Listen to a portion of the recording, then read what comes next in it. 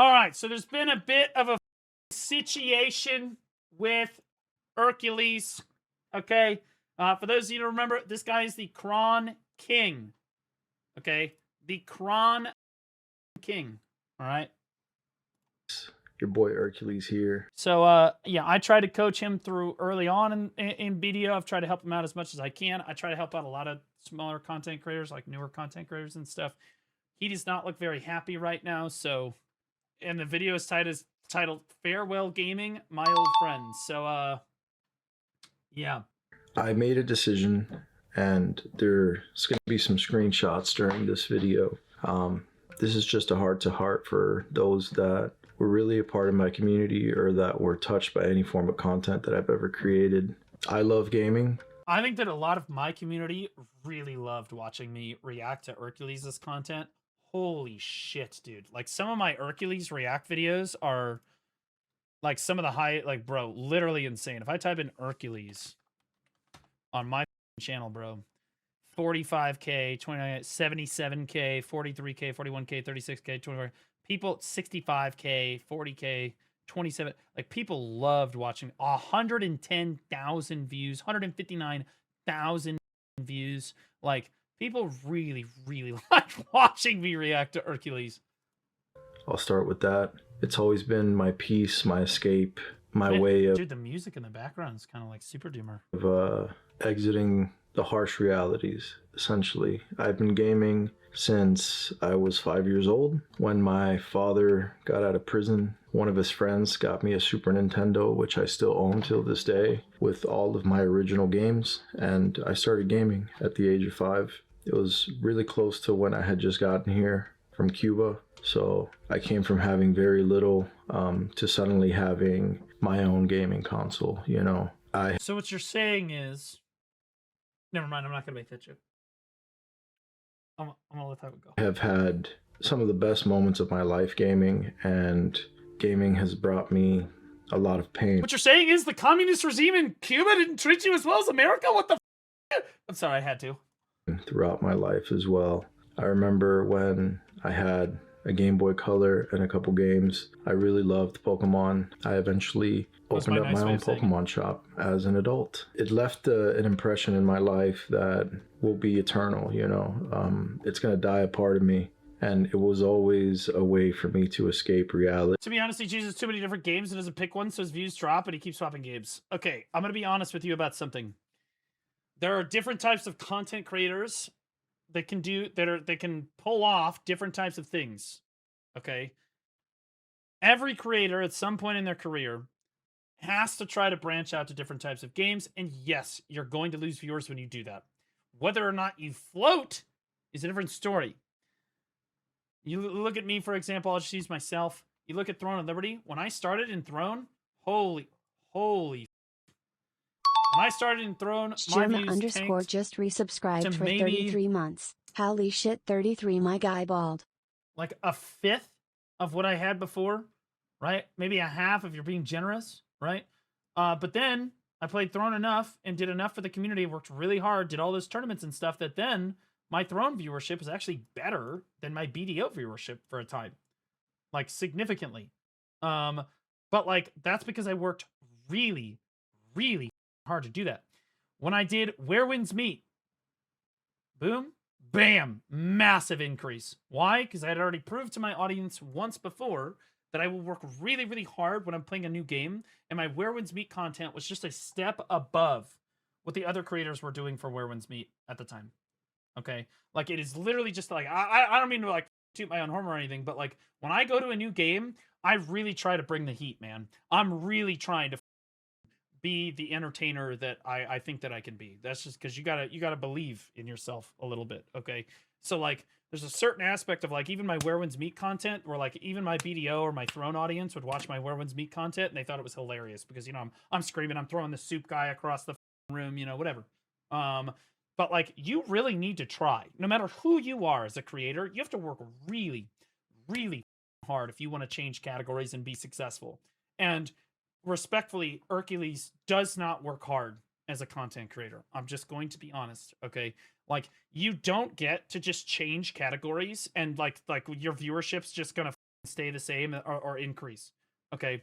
In Throne, my viewership like went down and then like way up for a reason. It's because I worked my ass off. I invested thousands of dollars. I invested thousands of hours of my time into tournaments, events, VOD reviews, and everything else. That I planned content that I knew I could make really entertaining. No other creator was really doing it. Everybody else was trying to do patch note content for Throne, or they were trying to do update content, or they were just playing the PvP shit over and over and over again.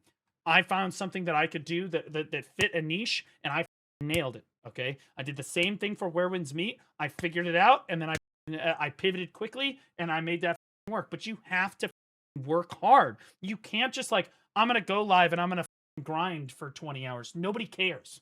It's the same thing in BDO. These content creators that just sit there and they hit go live and they grind for 8 hours a day and they do nothing different. And then you fast forward 5 years. You could look at 5 years ago, and we all know the content creators I'm talking about. 5 years ago, they were doing the exact same thing in BDO that they're doing today, with basically no difference, right? Maybe they're in a new grind zone, but it's basically essentially the same shit. You just can't do that. That's just not something that you can do. Like, maybe that will work in BDO, but if you try to swap categories, people just aren't going to believe in you as a creator. People need to look at it and be like, well, like, I want to click on this guy because I know that he will make this entertaining for me. Even if I'm not necessarily interested in this game, or maybe I am interested in this game, I want to see what Blue's take it is. That's the way that you have to approach this, and you have to work really, really hard at it. It's the live update is something that, like, again, after PvP Academy is done, I'm going back to the live update with certain upgrades. Like, that is content that I have to work really, really hard at. But you can see it pays off tremendously because I can hit go live in just chatting and hit 400 to 500 viewers. That's insane. I could not do that last year. I could not do that the year before. I certainly could not do that the year before that, right? But like, I'm working really hard to try to make that content super entertaining. I already know that my BDO content is entertaining, and I still work hard at that. But like, you basically just have to double the amount of time that you're putting into content creation to make it float. That's just the way that it goes, especially for like Throne is a perfect example. I worked my ass off in Throne. Cannon walked into Throne, did phenomenally, right? Just hit go up, boom, 10,000 viewers. Insane. I didn't get to do that, right? But in fairness, Cannon also put in a tremendous amount of time. It's the exception that proves the rule. Off stream, Cannon was talking to the devs. He was getting shit ready. He had shit planned ahead of time. He was like the go-to guy for Throne before it came out. So he works really, really hard. I expect him to do really well at Aeon 2 when it releases as well, because he works hard to be able to do that. Other creators, they just hit go live and they expect to have viewership, and that's not how it works. He played on KR though too. No, but Cannon goes to the dev teams and like asks them questions and goes to forums and like talks to the devs, and you know, like that. He puts in the effort way more than the other creators do, for sure. Striker, I see your video here. We'll look at that after this. But yeah, Urk, I never saw Urk really do anything different than what the other creators were doing for a game like what's the game he really likes? Not Valorant. It's like Apex. He really likes Apex. He's doing the same shit everybody else is doing. And respectfully, the game is way too saturated to really get that done. It's just like if you hit go live in BDO and all you do is grind all day and you're a new streamer, why in the would anyone watch you over Choice? Why the would anyone watch you over Bicep? Like, it's just, it doesn't make any sense. You need to be working hard, doing something different. And then there are different types of streamers too, but I'm not going to get into that. You just need to work hard. And most people do not understand that like you need to work as a content creator if you're going to get anywhere. Most of them their plan unironically is to hit go live, and they're like, okay, so I'm going to start with like no viewers, and if I hit go live and I just stream all the time, I'll go from 3 viewers to 5 viewers, and then 10, and then 15, and then 20, and then 60, and then 100, and then 200, and then 300, and then someday I'll be as big as Stoops and thousands of viewers. That's not how it works. That's not how it works at all. You can snowball to a certain point, but then you plateau super hard, and you're not going anywhere unless you start in this. When you start plateauing, you need to look at yourself and say, okay, how can I make my content better? I need to pivot from here. That's where the hard work in content creation comes in. How to pivot, how hard you're going to work when you pivot, and how much effort you're putting in. Most creators, they just hit go live and they waste thousands of hours of their life hoping that they're just going to snowball enough follows that they'll just hit go live someday and they'll have hundreds of or thousands of viewers. That's not how it works. Away way for me to go into this fantasy world where anything was possible. We always make fun of the RP crowd, but gaming gives us all an avenue to role play and fantasize about versions of ourselves that we either wish were true or that we want to create as people. That's why my lifelong dream has always been to make my own mmorpg, and I'm not sure if that dream is still alive, but I mean this in the most respectful way possible. I think that you should let go of that. Okay. I don't mean to be like a doomer, but my goat, buddy, you got to be realistic with your dreams, brother. Like it's when your kids they're getting B's on their report card in first grade, and they're like, "I'm gonna be an astronaut." You're like, "No, you're not." Okay, all right, let's hold it together, right? I used to have students in high school that they'd be like, "Oh my God, Mr. Blue, I failed that exam. Oh my God, I'm going to be a failure in life. What the fuck am I going to do? My life is over." I'm like, your life is not over, Kara. Okay? Repeat after me. Welcome to Walmart. See? You're going to do great. But time will tell. You need to be realistic with your expectations. It's great to have goals. It's phenomenal to have goals. But you need to be realistic with them. Needless to say, as some of you guys know... By the way, I got in trouble for that. They did not like that. I stepped away from streaming a while back. Most of you found me through Blue Squadron discovering me. I guess I should touch on that point. I'll let you be the judge whether it was a success or a failure, but I had long spent money on gaming because it was my #1 hobby, and as my income rose, obviously my expenditure within that hobby rose because, you know, some guys are into cars, which I also am into. I drive a $100,000 M4 right now.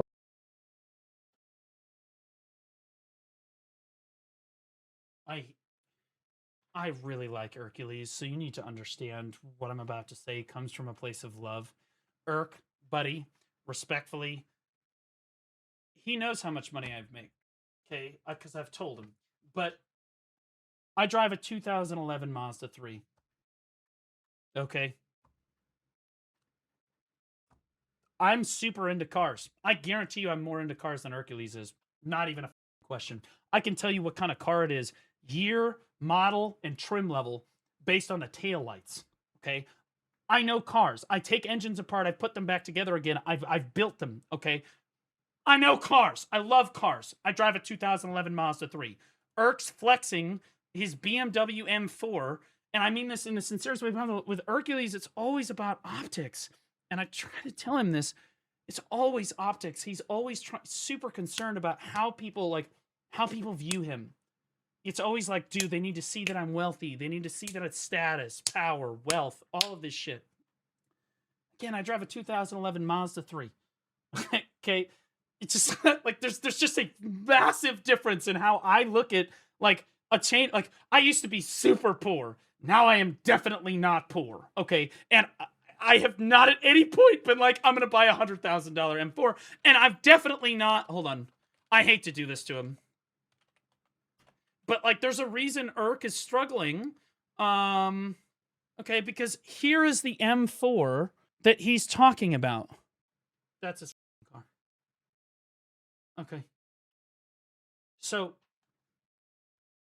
he told me that he did this to his car because he's like, yeah, I saw these guys and they were like super pimped out and shit. And they were making Instagram reels that were getting like millions of views. And it's just like a super basic, like, here's my M4, blah, blah, blah. And like they just paid for the car with their Instagram reel or whatever the. And he was like, yeah, I just decided to do that for mine. And I go, even if I had a $100,000 M4, do you think I'm going to put Blue Squadron on the hood and said, point the gun here and shoot? Okay. No, I said, do you think that Asmongold or Tectone or Hassan has their gaming logo on their car? Are you crazy?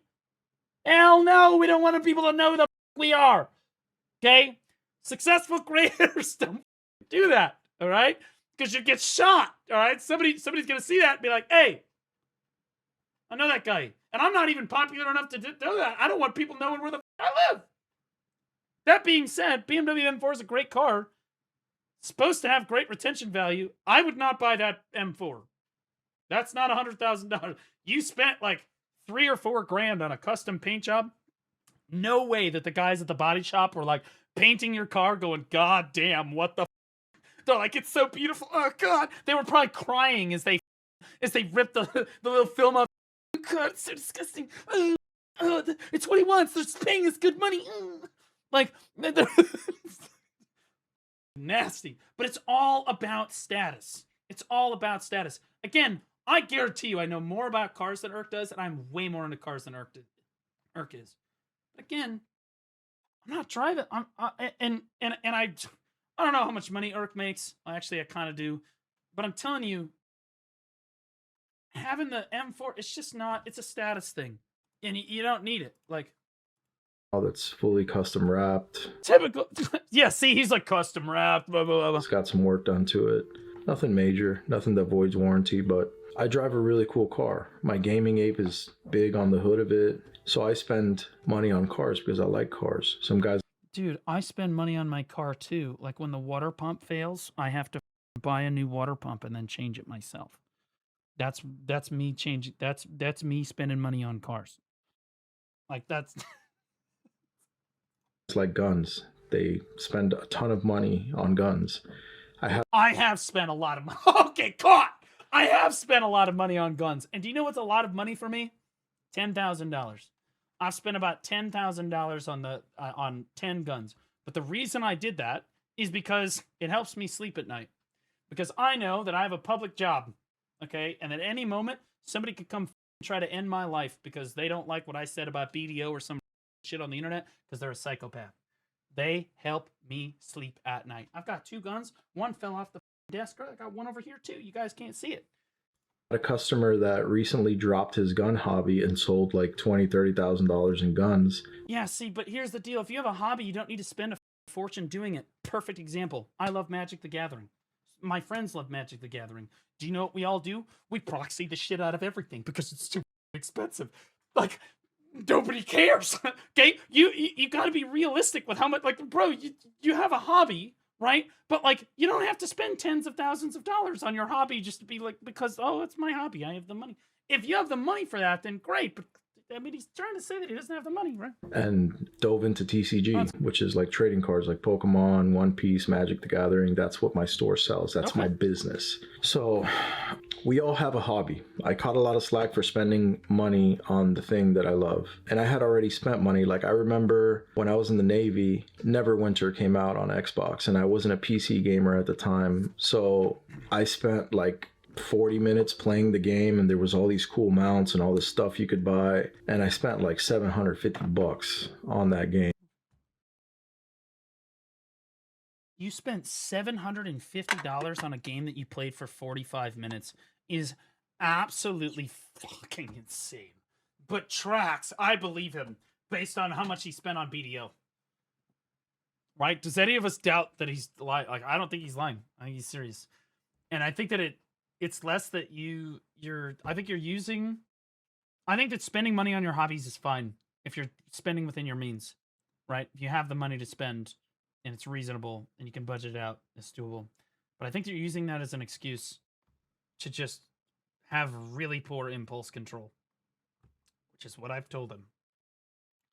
That day, which at the time was like a month's salary almost for me. But I didn't regret. See, that's the problem, is it's like a month's salary. You spent a month's salary on a game that you played for 40 minutes. You have a family. What are we doing? Any second of it. I enjoyed playing. I don't want to tell you how to spend your money, but what the f are we talking about? I was doing dungeons. Maybe he didn't have a family at the time.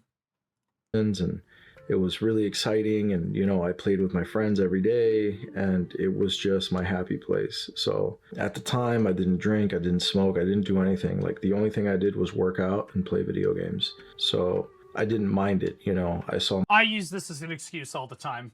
I could be drinking, I could be doing drugs, I could be at the bar. That's drinking again, but we're gonna use this as another thing. I could be smoking, I could be doing weed, which is doing drugs, but the way you know that I don't do weed is that I said I don't do weed instead of smoke weed because I'm a white guy. But like my point, okay? There's like way more expensive hobbies. Hookers aren't cheap either, but you don't see me talking to any of them, okay? But like, and so I'm like, yeah, I can do that because I can spend money on video games. And also, it's all a tax write-off, copium. But there is a line. My friends going out for a night of drinks and spending $80, $150. And then that was like every weekend. And I didn't do that. I just spent money on like gym supplements and video games. Gym supplements? Which supplements are you using so we know what to avoid? Essentially, it's what made me happy. So I didn't see it as like a bad thing. And eventually I saw a video that went viral of like Asmongold reacting to a guy spending $1,000 on BDO. And I was like, man, I've been trying to make videos on YouTube and all this whole time, and it's never worked out for me. You know, $1,000, I've spent that several times over. So I kind of figured that if I did something similar, all it would take was like Asmon to pick me up or somebody to pick me up to like. Joke's on you! You got Timu at Mom. Do we have Asmongold? Can we have Asmongold? No, we have Asmongold at home.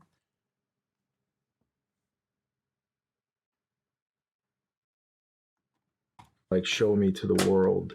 And I felt like almost every small streamer does right now. And this video is in part being made for my community to give you guys an update so you guys know what's going on. But it's also being made for all of the small. In fairness, he got exactly what he wanted. I think that if you could go to any YouTuber and you could say, can I have a YouTuber in the category react to me and get hundreds of thousands of views on my videos? I think that pretty much any YouTuber would consider that a massive success. That's exactly what he's asking for, right? It doesn't always work out that way, but that's exactly what he's asking for. Creators that follow me that are going through similar things, because it's a difficult journey to pursue a passion with such a low success rate, and it can go either way, honestly. So no, it goes one way. I'm going to level with you about the hard truth of streaming right now, guys. Streaming is Hollywood.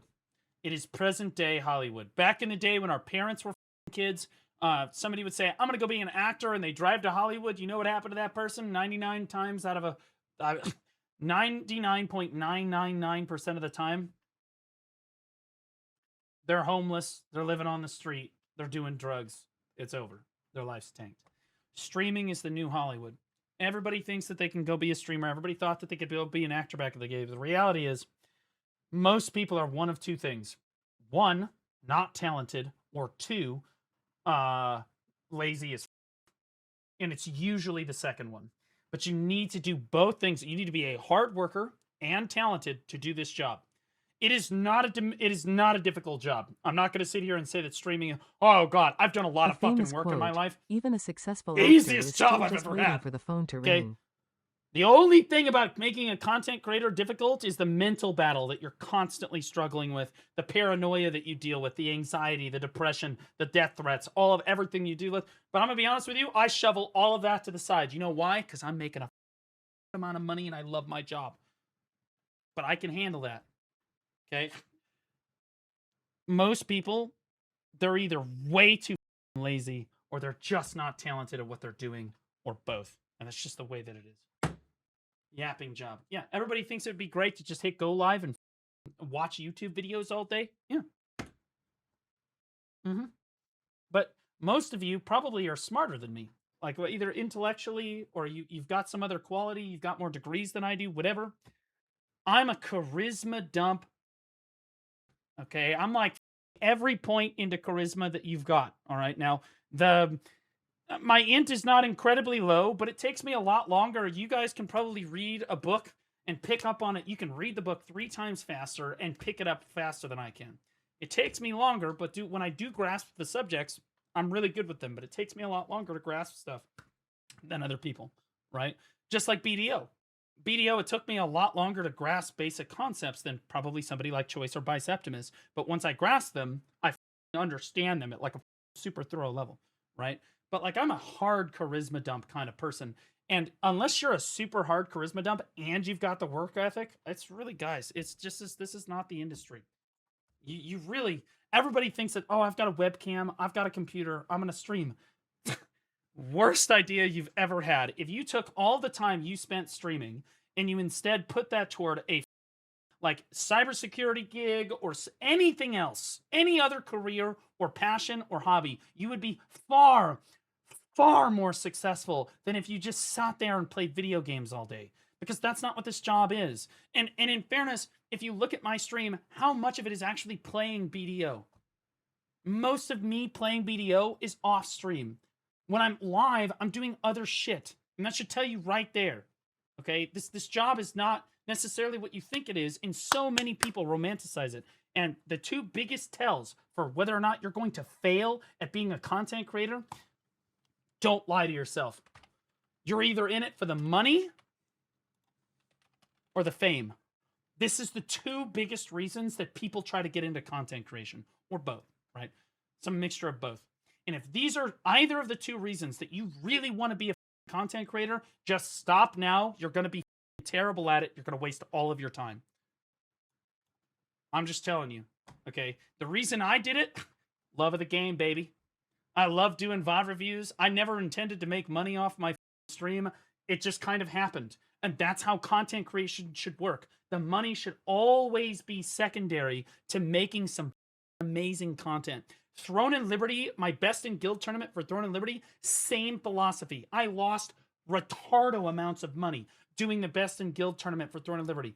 Did you think that I gave a shit? No, because it was so sick. I loved it. I just loved what I was doing. I was spending hundreds of hours losing money.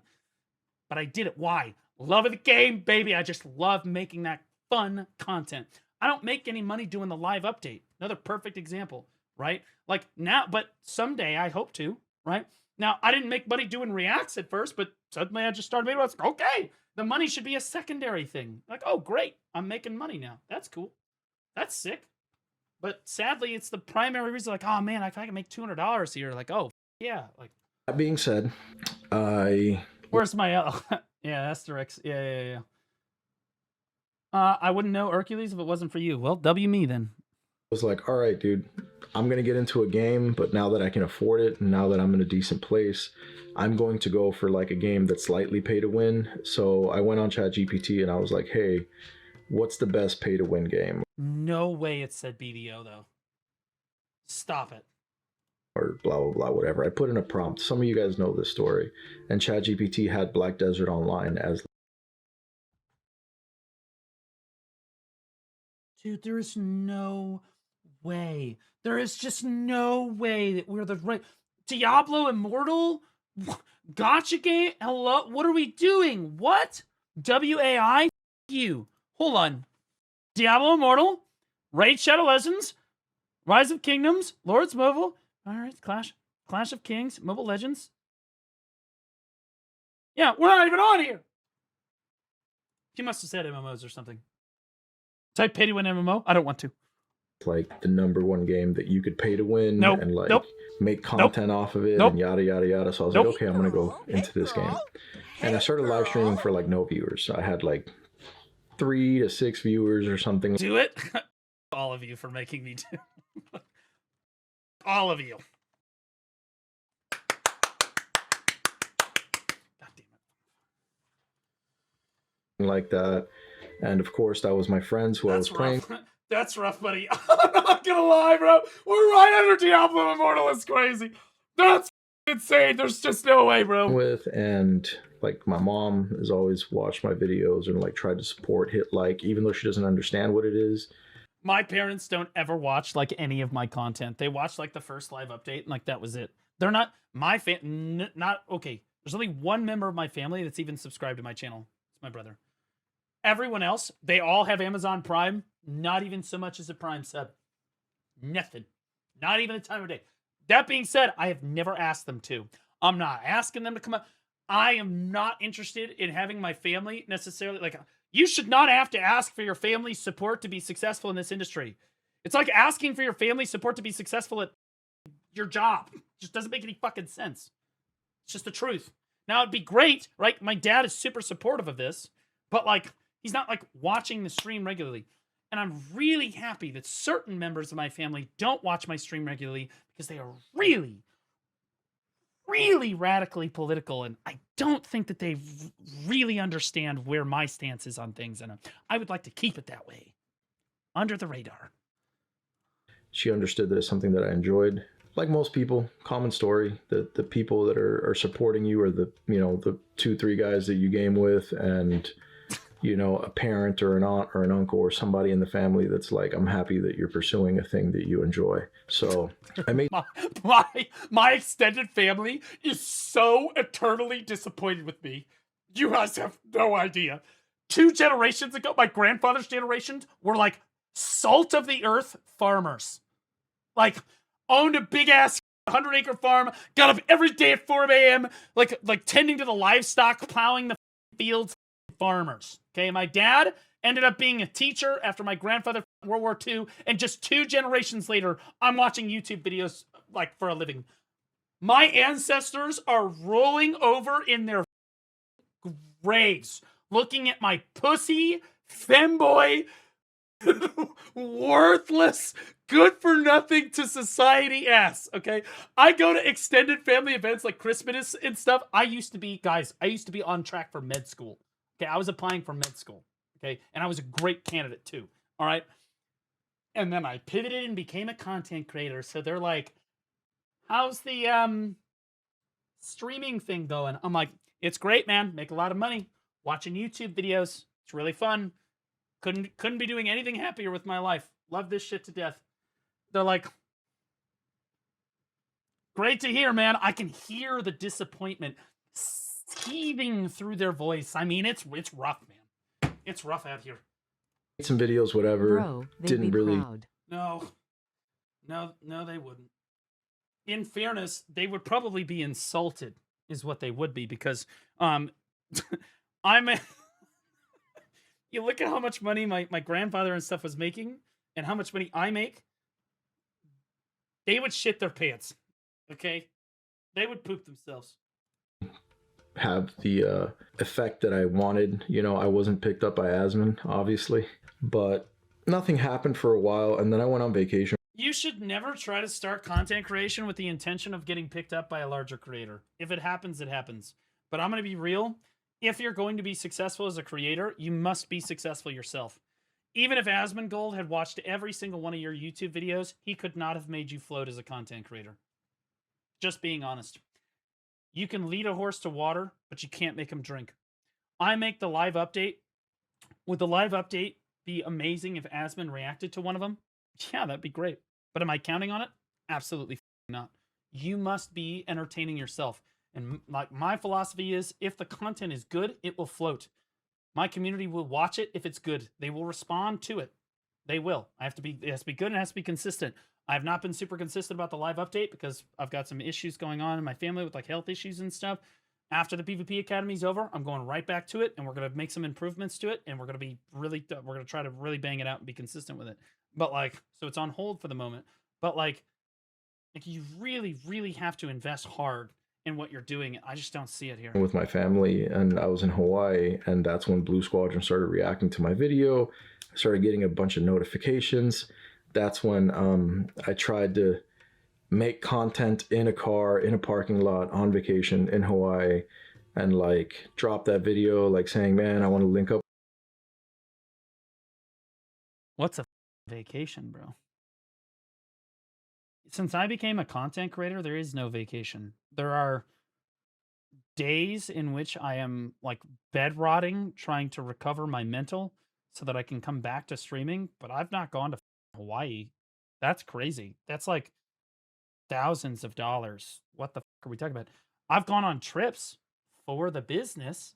Okay. The trip to Europe, to the Heidelball, for the business. Trip to China, for the business. You could technically call them vacation, but I'm gonna be honest with you, we're filming, doing all this crazy shit the whole time.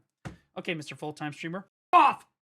With this guy, it's awesome that, you know, a larger creator found me, and stuff like that. That's where I notoriously called him Blue Dragon for the first time, and then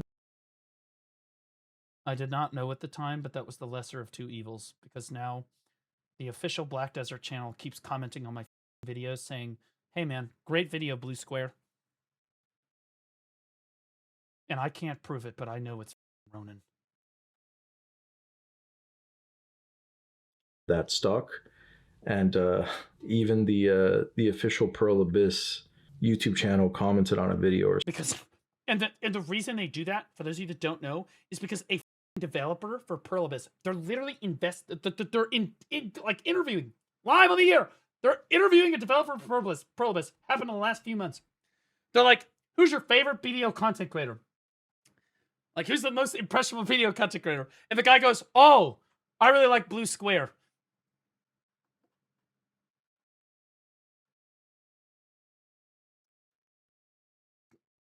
Please tell me he's talking about Divios. No, the guy that threw up during Siege.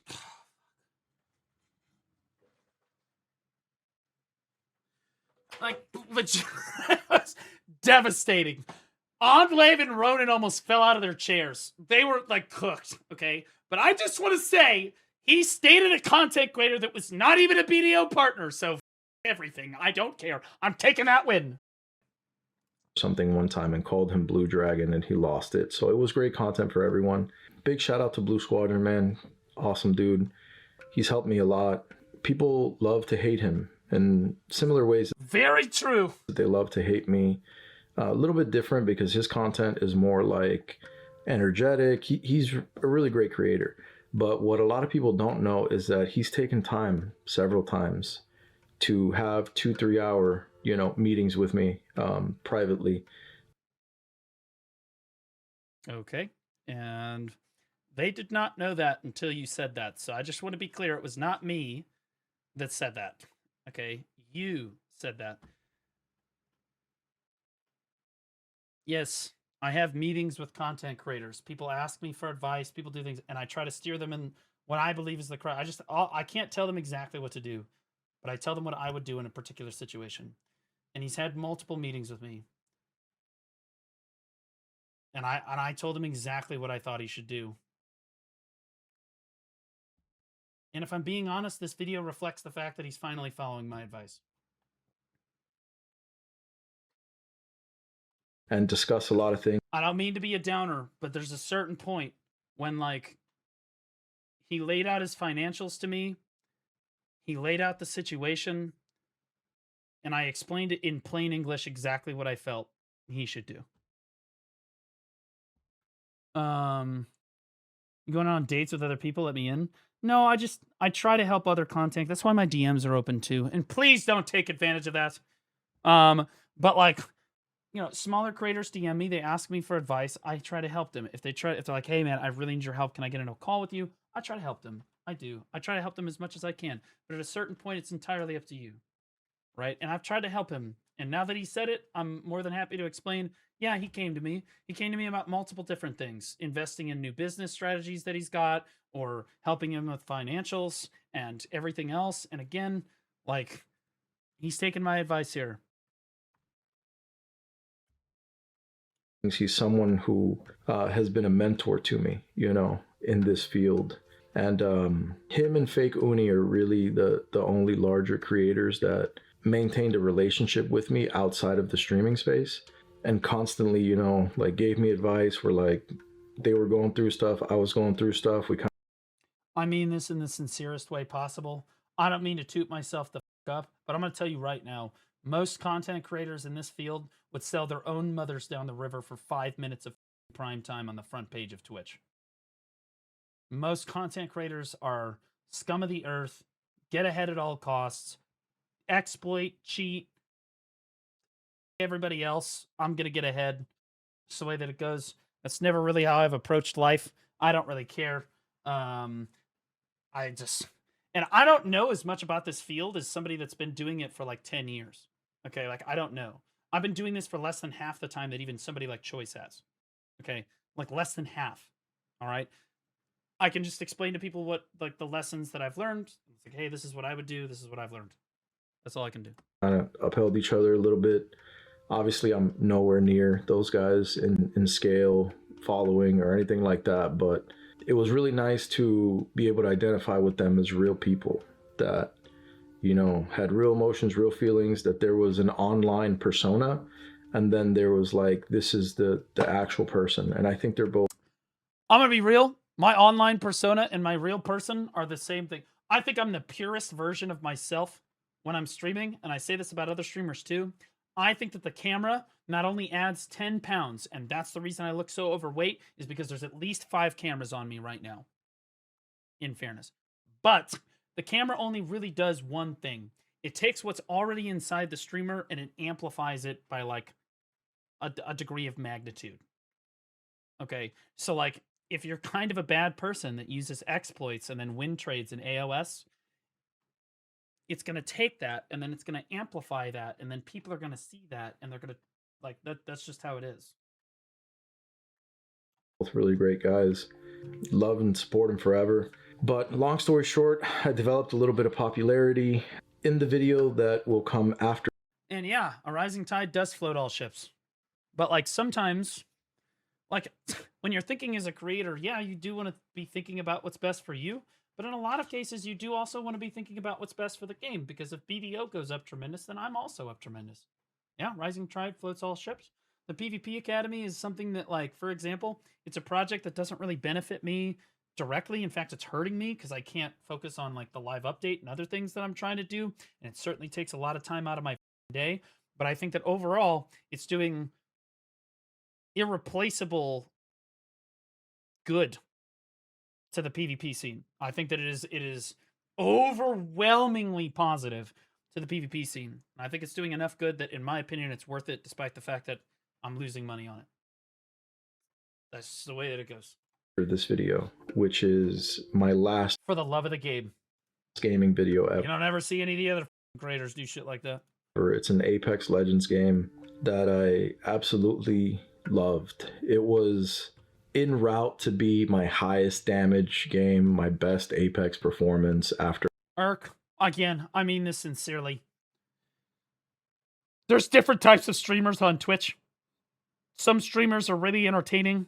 Some streamers are just really good at the video game, and some streamers are really attractive. How do I say this? Irk, I watched one of your Apex Legends videos one time, and you died outside of the zone to the zone. Your teammate ran in, rezzed you, you ran away from your body, then thought, oh, I forgot to loot that thing, ran back outside of zone, died again outside of the zone. They came, they rezzed you again, and then you died again outside of the zone. At a certain point, you're an entertainer. I just you say that like it's my best Apex game ever, but like damn, that bar is low. After having played the game since probably like 2019 or something like that. That's why people like watching me, is because, like, let's be honest with you, even PvPers like watching my PvP streams, and it's not because I'm good. It's because they're like, God damn, it's a floor POV, but it's entertaining. It's the way that it is. It's not because I'm good, that's for sure. So like 7 years playing this game, and this was like my best game ever. You know, I was on a high that game. Everything was lining up. People were popping up right in front of me. All my shots were hitting. It was a euphoric experience. We didn't make it the long end in the game, but I thought you were good. No, you're thinking of someone, you're thinking of like Zethian. He's actually good at the video game. Good streamers can grind on Arsha and not have a problem. If I go to Arsha, I look like this. Hold on, I've got it. Okay, and I'm not standing behind the couch. Happy with it. Yeah. But life happens, you know. Later that day, I came to the determination that I could no longer support playing video games. I had already quit streaming, but continued making content. On my advice. I can say it now because he said he revealed that I've had multiple meetings with him before, and I've alluded to the fact that I've talked to him before. The first time he came to me, I said, stop streaming and make YouTube content. I said, if you're not successful on YouTube, you will not be a successful streamer. You're wasting your time streaming. Your financials are in disrepair right now. You're just wasting all of your time. I said, take all the time you would spend streaming and invest all of that time into the shop. So he stopped streaming. Content with the hope I said, if YouTube doesn't work, then you need to stop that too. Of someday being able to return to streaming full time. I had given myself metrics that I wanted the channel to reach before I started going full time again. I checked my subscriber count right before I started recording this, and Guys, you should not go full-time as a content creator if you're like, oh, damn, I can support myself as a full-time content creator. No, that is not when you go, okay? When you are making more money than your normal job as a part-time content creator, that's when you can hit go. That's when you can become a full-time creator. The only reason I made it as a full-time creator is because by the time I got fired from my teaching job, I was already making more as a creator than I was as a part-time creator than I was as a full-time teacher and coach put together, and it was not close. Hanging up the gloves at 4,590. No, unless you have 100K subs minimum, you can't go full-time. I don't have 100K subs. What are we talking about? No, that's not it. That's not what it is. That's an impressive subscriber count, to be clear. That's very, very impressive. 235K views in a month is really good. Subscribers on YouTube, so 5 subs short of hitting 4.6K. It took me years to get there, and that's as far as I was able to push it, sadly. This is one of those things that man. I tried everything, and when are you going full-time? I do not appreciate your criticism here. I'm trying to be serious. That was a cold comment, though. I'm not gonna lie. That was... I almost want to VIP that guy. That was pretty crisp. Had more resources than almost everyone. I can respect somebody that can absolutely give me a hard time and like really nail it. You know what I mean? That's how I respect that shit. You know what I'm saying? Game respect game. Who is really out there grinding it and trying to make it, you know? So me. Get the you are so gay. Also, yes, that's why we get along. Build my own stream room, as you can see. I had really good professional equipment, expensive mics like the Shure, you know. Dude, people get... Wait, dude, he's not full-time? Streamers get so carried away with buying hardware and like, I need to have the professional lighting and I need to have this and I need to have that. If you're not popular without all the professional shit, the professional shit is not going to make you popular. Newsflash. The stream should always pay for upgrades to the stream. I had a dog shit microphone until the stream paid for a new microphone. Because I was popular enough that I felt like it would help. And it did help. The same thing with the camera. The same thing with the reaction cam. The same thing. I have 6 monitors now. Two stream PCs. You know what? You guys paid for all that shit. That's how it works. Because you should just reinvest back into it. You will not be popular because you have a nice camera. Now, all it's going to do is accent the fact that you're... Everything, man. Sound interfaces, like 240 hertz monitors. My PC's an absolute tank. I build really expensive computers to do this. No expense was spared when it came to... You built really expensive computers or somebody else? Because, see, I had to build my shit. Why? Didn't have the money. This thing. And then I went full-time for a period where 8 to 10 hours a day, 5 to 6 days a week, I was streaming. Yeah, that lasted for 3 days. I know who's full-time in our category. I know who's not full-time in our category. I know who spends time doing all this shit. I might not... People give me a hard time because I don't have a whole lot of stream hours. But when I am live, I bring the sauce. I'm bringing the heat. Right? Because my philosophy for streaming is not having long hours streamed. I think that having many more hours streamed actually hurts my overall revenue, hurts my overall discoverability, hurts my viewership, hurts everything. Because in my opinion, when I hit go live, I want people to be like, holy shit, he's live. And they want to click on it. It's like, okay, what are we doing? It creates a sense of urgency there. Okay, because I'm never live. I'm not a part-time streamer, okay? But I am working when I'm not streaming. Working. I know, work Omega lol. Yeah, I know. I get it. I even went as far as to fully dive into the niche, you know, that was upholding my viewership, which was Black Desert Online. I continued to AFK fish for months. I finally got all my I was a full-time streamer, did the grind, 8 hours a day, 40 hours a week. I was AFK fishing for months.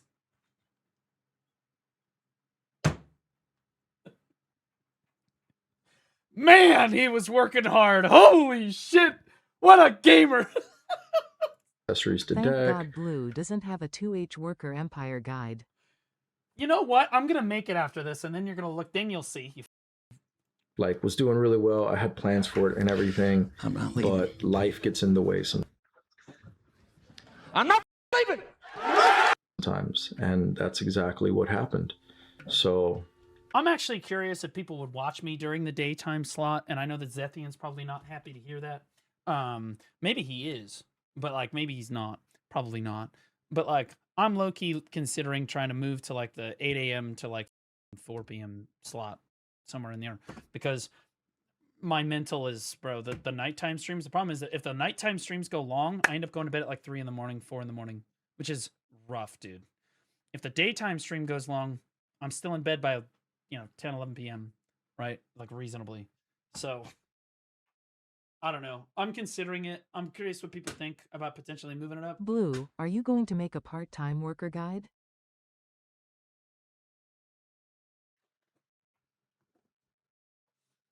I happen to know that you're a BDO veteran. Okay? You've been playing this game for 8 years. How's the back pain? Yeah. Does it feel good? How many times do you wake up and pee in the middle of the night?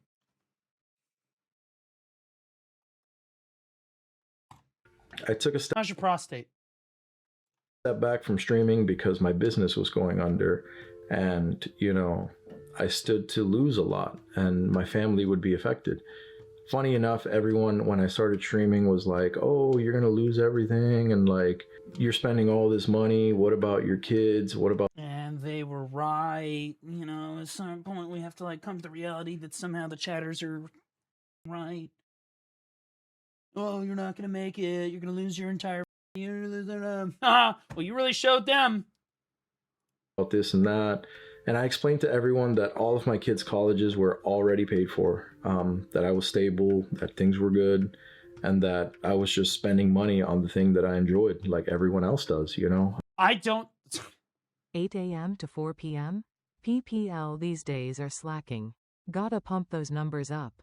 It's a short day if I don't see a 10H blue square video NGL. I'm not gonna lie, if I post a video on YouTube and it's less than 20 minutes, you guys just don't even click on it. You're like, why? It might as well be a YouTube short. Okay. Hold on. And that I was just spending money on the thing that I enjoyed, like everyone. I don't think that you enjoy BDO. That's my opinion. But I told you that. I don't think that you actually like this game. I live, eat, and shit this game. I love this game. And I spend money on it. No secret. I don't think that you like BDO. I think that you like the popularity that you get from BDO, the status that you get from BDO. It's all about looks. That's my opinion. People that like BDO leave Velia. Exactly. Everyone else does, and That's my opinion. It's only an issue when you're like mid-tier, like a rich guy can go buy a $1 million watch and nobody bats an eye. He can buy $5 million cars and nobody bats an eye. He can take private flights, nobody bats an eye, and nobody tells them what to spend their money on, but... And you want to be that guy so bad, but you're not that guy, bro.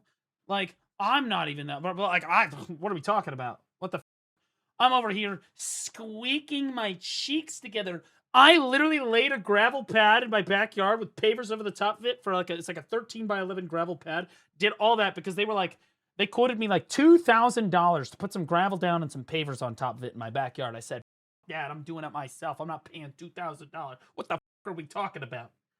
And then I went and spent $1,000 on BDO. But like, there's what are we talking about here?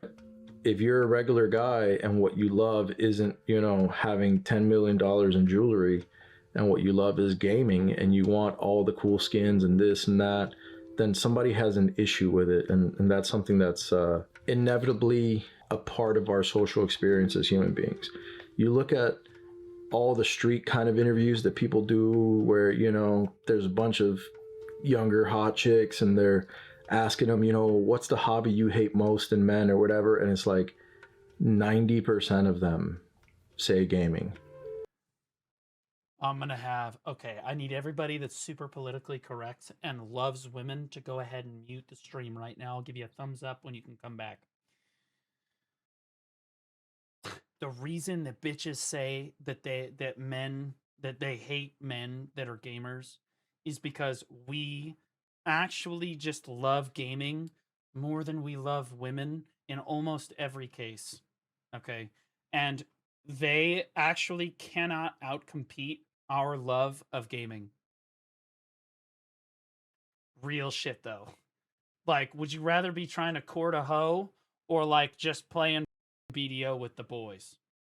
Right? Because like playing BDO with the boys doesn't technically cost you anything and like feels great and you don't have to do anything. Right? Like, and I'll tell you right now, like there's guys that play BDO. There's guys that play BDO. I have on good authority that Jawa in my PvP Academy guild, he's got a girlfriend. Okay, he does. I heard this bitch come down the stairs. She's like, honey, you want to have some sex? He's like, no, honey, the sex can wait. The AOS ladder's not going to climb itself. Okay? Women find it hard to pull men away from gaming. All right? It's just the truth. And unless you are literally her with a capital H, we don't give a That's why they hate gaming. It's because gaming is the hardest hobby for them to compete with. Cars, women can kind of be a part of that hobby. Gaming, if a super hot girl goes, yeah, I want to be involved in his hobby with gaming or whatever, she jumps in and then she gets called the N-word and some stupid hoe and it's like, you're dog shit at video games because you're a woman. Like people get super sexist with her and all this shit, and they feel like they can't engage with the pastime as much as they can with like cars or some of the other shit that men do, right? It also it's not a super physically engaging activity, so it tends to lead itself to men that DMORNINGCHAT Woki. Okay. So it tends itself more towards gamer, like men that play games are typically fat and obese, which is another reason women don't like gaming. But even in the guys that are super Giga Chad and like in shape and shit, women hate gaming. They hate that too. Why? Because now they have to take this super Giga Chad that they want to date and they have to pull him away from the computer, and he just wants to play with the boys. It's much easier to pull him away from the car. It's much easier to pull him away from the anything else. Honestly, just pick MTG, pick a hobby. Okay. All right, now you guys can all come back. They hate the fact that men game and have a peaceful space. Like, we're not. Okay, I wasn't gonna put it that way. They hate that men have a peaceful space that they can't be a part of. So true. That's actually very okay. Is a better, more concise way of putting it. That's a married man right there. That guy gets it. Crazy. What did I just say? That was a much more concise way of saying it. They can't get involved in our gaming space because, bro, you get in a voice with the boys, you're calling them F slurs. Everybody's calling each other the N-word, whatever. It's very difficult to fit in. Right? Very difficult to fit in. Gaming, I mean, like, cars and shit, yeah, bro, they get involved in that. MTG, oh yeah, they pull guys away from that. Religion, yeah, they can pull guys away from that. Gaming's tough. Gaming's tough for women to compete with. But in fairness, if you're a woman watching this, which by my analytics, at least 2% of you are, you shouldn't want to try to compete with the male-dominated space. It's good that your man actually has hobbies that don't involve you. In fact, one of my criteria for dating a woman is having a pulse, but also having your own hobbies that you're interested in that I am not interested in. Like your own shit. Because if you're only interested in shit that I'm interested in, then all you're really interested in is me, and I don't have time for that needy bullshit, bro. You gotta have your own shit. It's the way that it is. Let men have their spaces. Women have their spaces. We ain't trying to come get our nails done with you. Not going out drinking, we're not going out partying, we're not going out getting into all kinds of trouble, we're not doing anything illegal, we're not robbing anybody. Yeah, but here's the thing. Why do men go out and party? Women. Why do men go out and drink? Women. Like bars? Women. Why do men drive fancy? Women. Like, why do men game? For the love of the game, baby. Love of the game. also video game characters, which in many cases are hotter than them.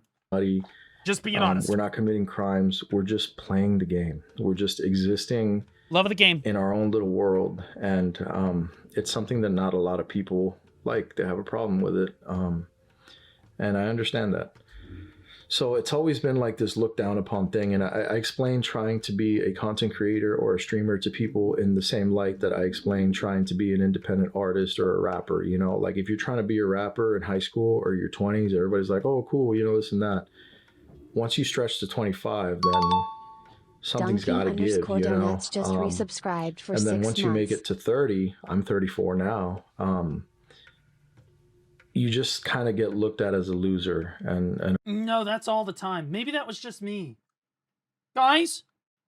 If at any point you told your parents, "I'm going to try to be a content creator," is there any age at which they looked at you and they weren't so brutally disappointed that they looked at each other and said, "We should try to have another kid"? This one's a waste of time. Like any other thing that you do, you could be really into like fishing. And if you do that all the time, or hunting, like no one has a problem with it. But for some reason, gaming is seen as an inferior hobby or a negative thing, a waste of time and a waste. I have never given a shit about people's opinion of my gaming hobby. Maybe that's why I've been successful in the BDO space. It's because I am unashamed of how much I care about the game. You can see it in like the passion with which I shot call and stuff. It's important to me. I care. I care a lot. Well, it's just a video game. I care. Now, it is still just a game at the end of the day, but it, bro. Like, this is where my relationships are born. And not the fun ones with the women and stuff. It's like with the homies. Some of the best friends I've ever made in my life, I've made through BDO. I went to one of their weddings like a couple weeks ago. Never met him before in my life, but we talked in voice every night for like 5 years. Went to his wedding. It was like we never missed a beat. It was awesome. It's so sick. I'm the oldest of 4, if that answers your question. I did not have a question, but thank you. Waste of life, a waste of experience. And I've never seen it that way because I've always been a hustler, and I tell people all the time that all the hustle that I learned on old school RuneScape. You know, like in 7th grade, me and my buddy would wake up at like hustlers on that game. 3 o'clock in the morning and run into the wilderness. We'd go to like deep into the wild because chaos runes would spawn there. And we would just pick them up. And if we saw anyone on our minimap, we would log out and change worlds and pick up chaos runes.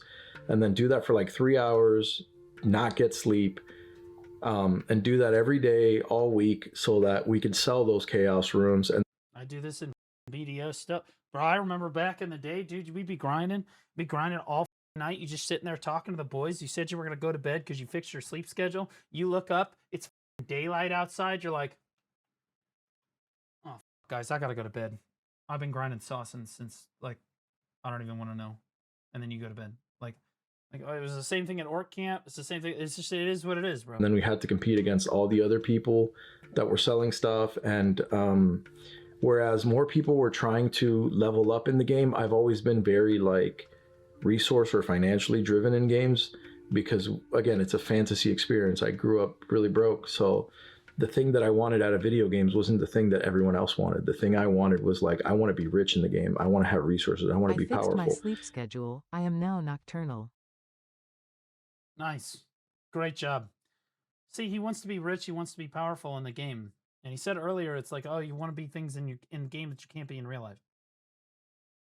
And that's why I played a lot of Ragnarok Online private servers that had donation where you could buy your way to the top.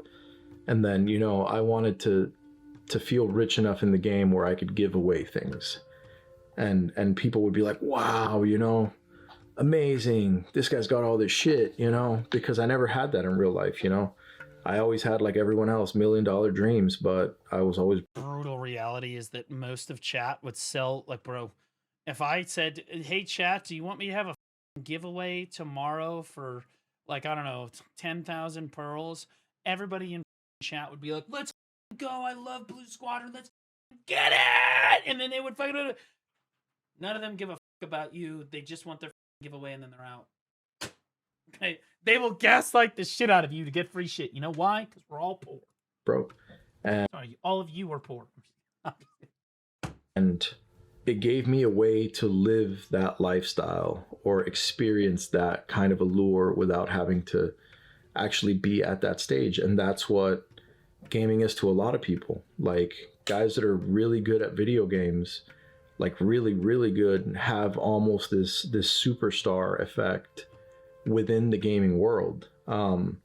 So it doesn't matter what other things in life you might fail at. If you're good at this one thing, then you are someone who acquires fans in that specific. How many cuts did that take? Did you guys just look how many cuts this was?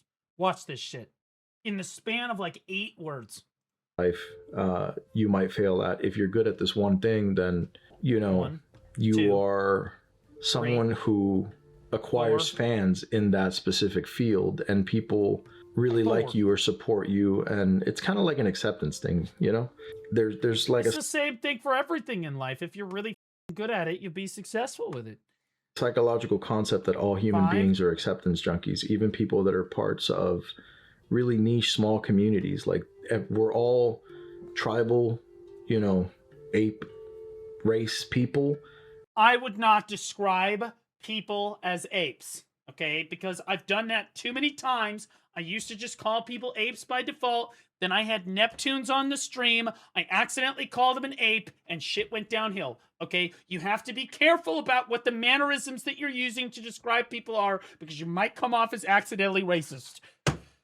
And we all look for that sense of community somewhere, regardless of how strange that community may seem to some people, We all have specific games that we swear are better than all the other games, and that like our community and our game is the best, and this and that. And that's how a lot of streamers feel about their community or their specific game. So enough on that journey. This is quickly becoming a rambling video, but needless to say, I am now in a position where my business is absolutely going under. I now stand to lose my business, to lose my cars, to lose my home, all of these things. And it's not so much because I f***ed up anything on the business end. Are you sure you don't have a vagina? Because I feel like your ability to take accountability for your actions is right there. Like, what the are we talking about? My business is going under. I'm losing my cars. Life is terrible, but I don't really feel like I've really up. It's just falling on hard times. You bought a $100,000 car and put your logo all over it. Homie, you've made some mistakes. And I told you this. Obama. So true, brother. Thanks, Biden. Like, at a certain point, you just have to look at yourself and say, like, maybe it's me. Like, holy shit. I told you this, man. We talked about this. And I told him this months ago. Dude, you have got to get your shit together or you are going to go tits up. This is what tits up looks like. I plan on making... This guy pays his editing team $800 a month. $800 a month to edit this video. Do you know how much editing this video took? 10 minutes tops. Okay? Realistically. They played at times 4x speed. They just cut out the pauses. In fact, Adobe Premiere Pro will literally just do that for you. Okay? Like, this guy, he's like, oh yeah, but... And here's the thing that he told me. I'm like, well, dude, if you know your editors, I understand that because I know my editors and I like to pay them, like the percentage of what they make on YouTube, which is the majority of YouTube. And like, I understand that. I'm like, so how do you know your editors? He's like, oh, I met them on Fiverr. I'm like, not like this. Are they redeeming? He's like, yeah, they're from India. I'm like, oh my God, dude. Do not redeem. Irk, do not redeem the card, Irk. Like, seriously, man. Like, the first thing I told him, I go, dude, cut the editing team. He goes, but I like having them like on retainer. $800 a month, but they just do whatever I want. They do whatever the I tell them to do when I tell them to do it. I'm like, okay, well, what do you tell them to do? They're like, they post on Instagram. I'm like, brother. But I asked him, I go, Irk, what are they doing for you? All right. And he's like, yeah, they make this. They do this shit for him. And I looked at him dead in the face and I said, Irk, man, I could give a 5-year-old some crayons and access to MS Paint, and they would do a better job than this. Okay? In fact, this post is so bad, because I'll go out on a limb here. People don't click on it because it's so abrasively dog shit. Okay? Like, seriously. They didn't even get the name of your store right. Okay? Like, what are we doing? Wait, they didn't even spell clearance right, bro. Do not redeem! Don't stop redeeming! They can't even spell in English, dude! What the f? I didn't even notice that before! What are we doing? Holy shit! Might as well be AI. It very likely is! He's paying him $800 a month to do this! I go, Irk! Seriously, dude! Your own posts get more likes than, look at this. This is one that he did. I go, dude, just put the cards in front of the camera, take the picture and post it. I said, look how many likes your posts get. This one's got 23 likes. 6. I said, you paid $800 for this one. Ass. Okay. I said, you get more engagement by just snapping a photo in your shop, dude. Like, seriously, man. Like, I just don't even understand. Like, stop paying them. So it looks like he probably has stopped paying them because, like, I don't see this here. But, like, I told him that's the first thing you need to cut. It's ridiculous.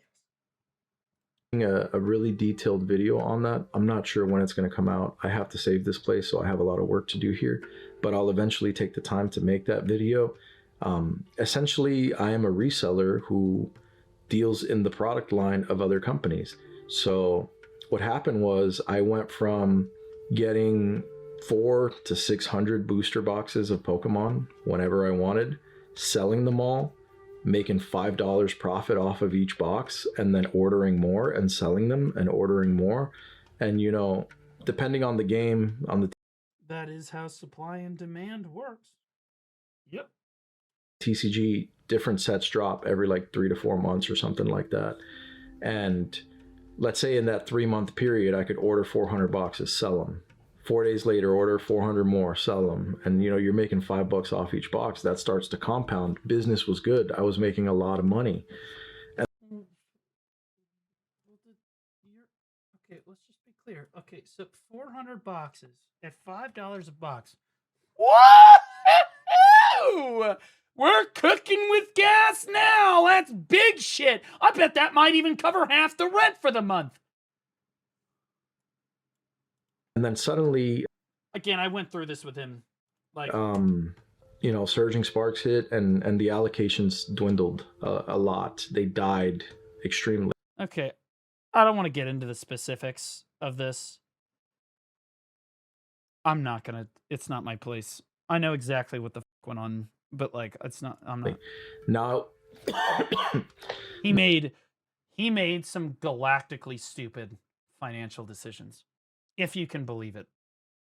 I know that doesn't sound like Hercules, but he did make some galactically stupid decisions beyond what I would consider like normal stupid. Like, now I was suddenly getting 10 to 20 boxes with no option to reorder in between sets.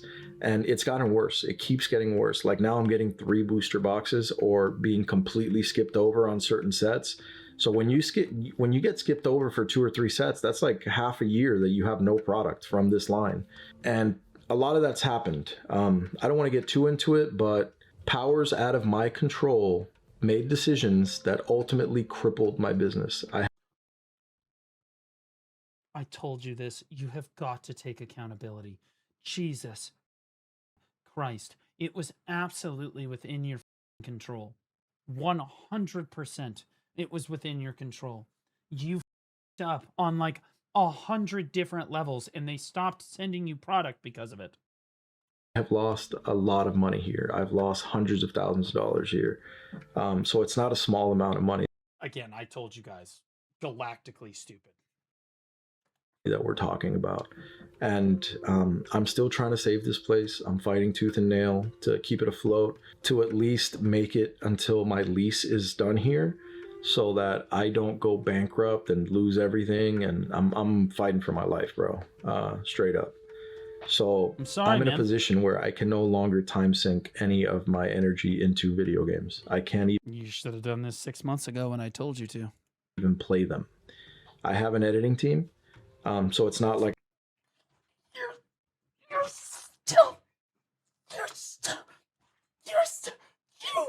you are hundreds of thousands of dollars in debt, and you are still playing.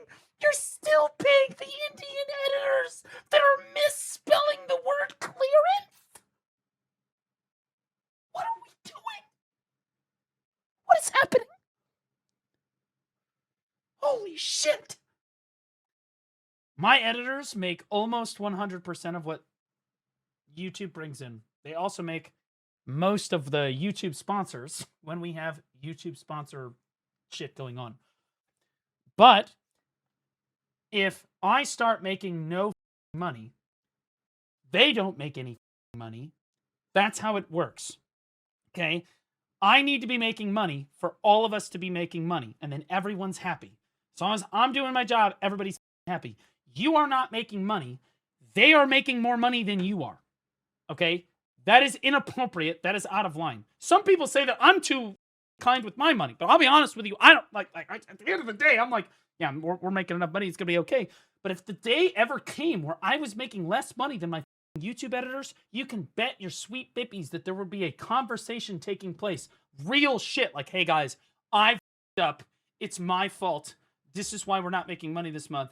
I'm really sorry. But like, you know, we're cutting back. That's the way that it would need to go down. And to be clear, I think that they would understand that. Do you know who doesn't understand that? People who don't have your best interests at heart.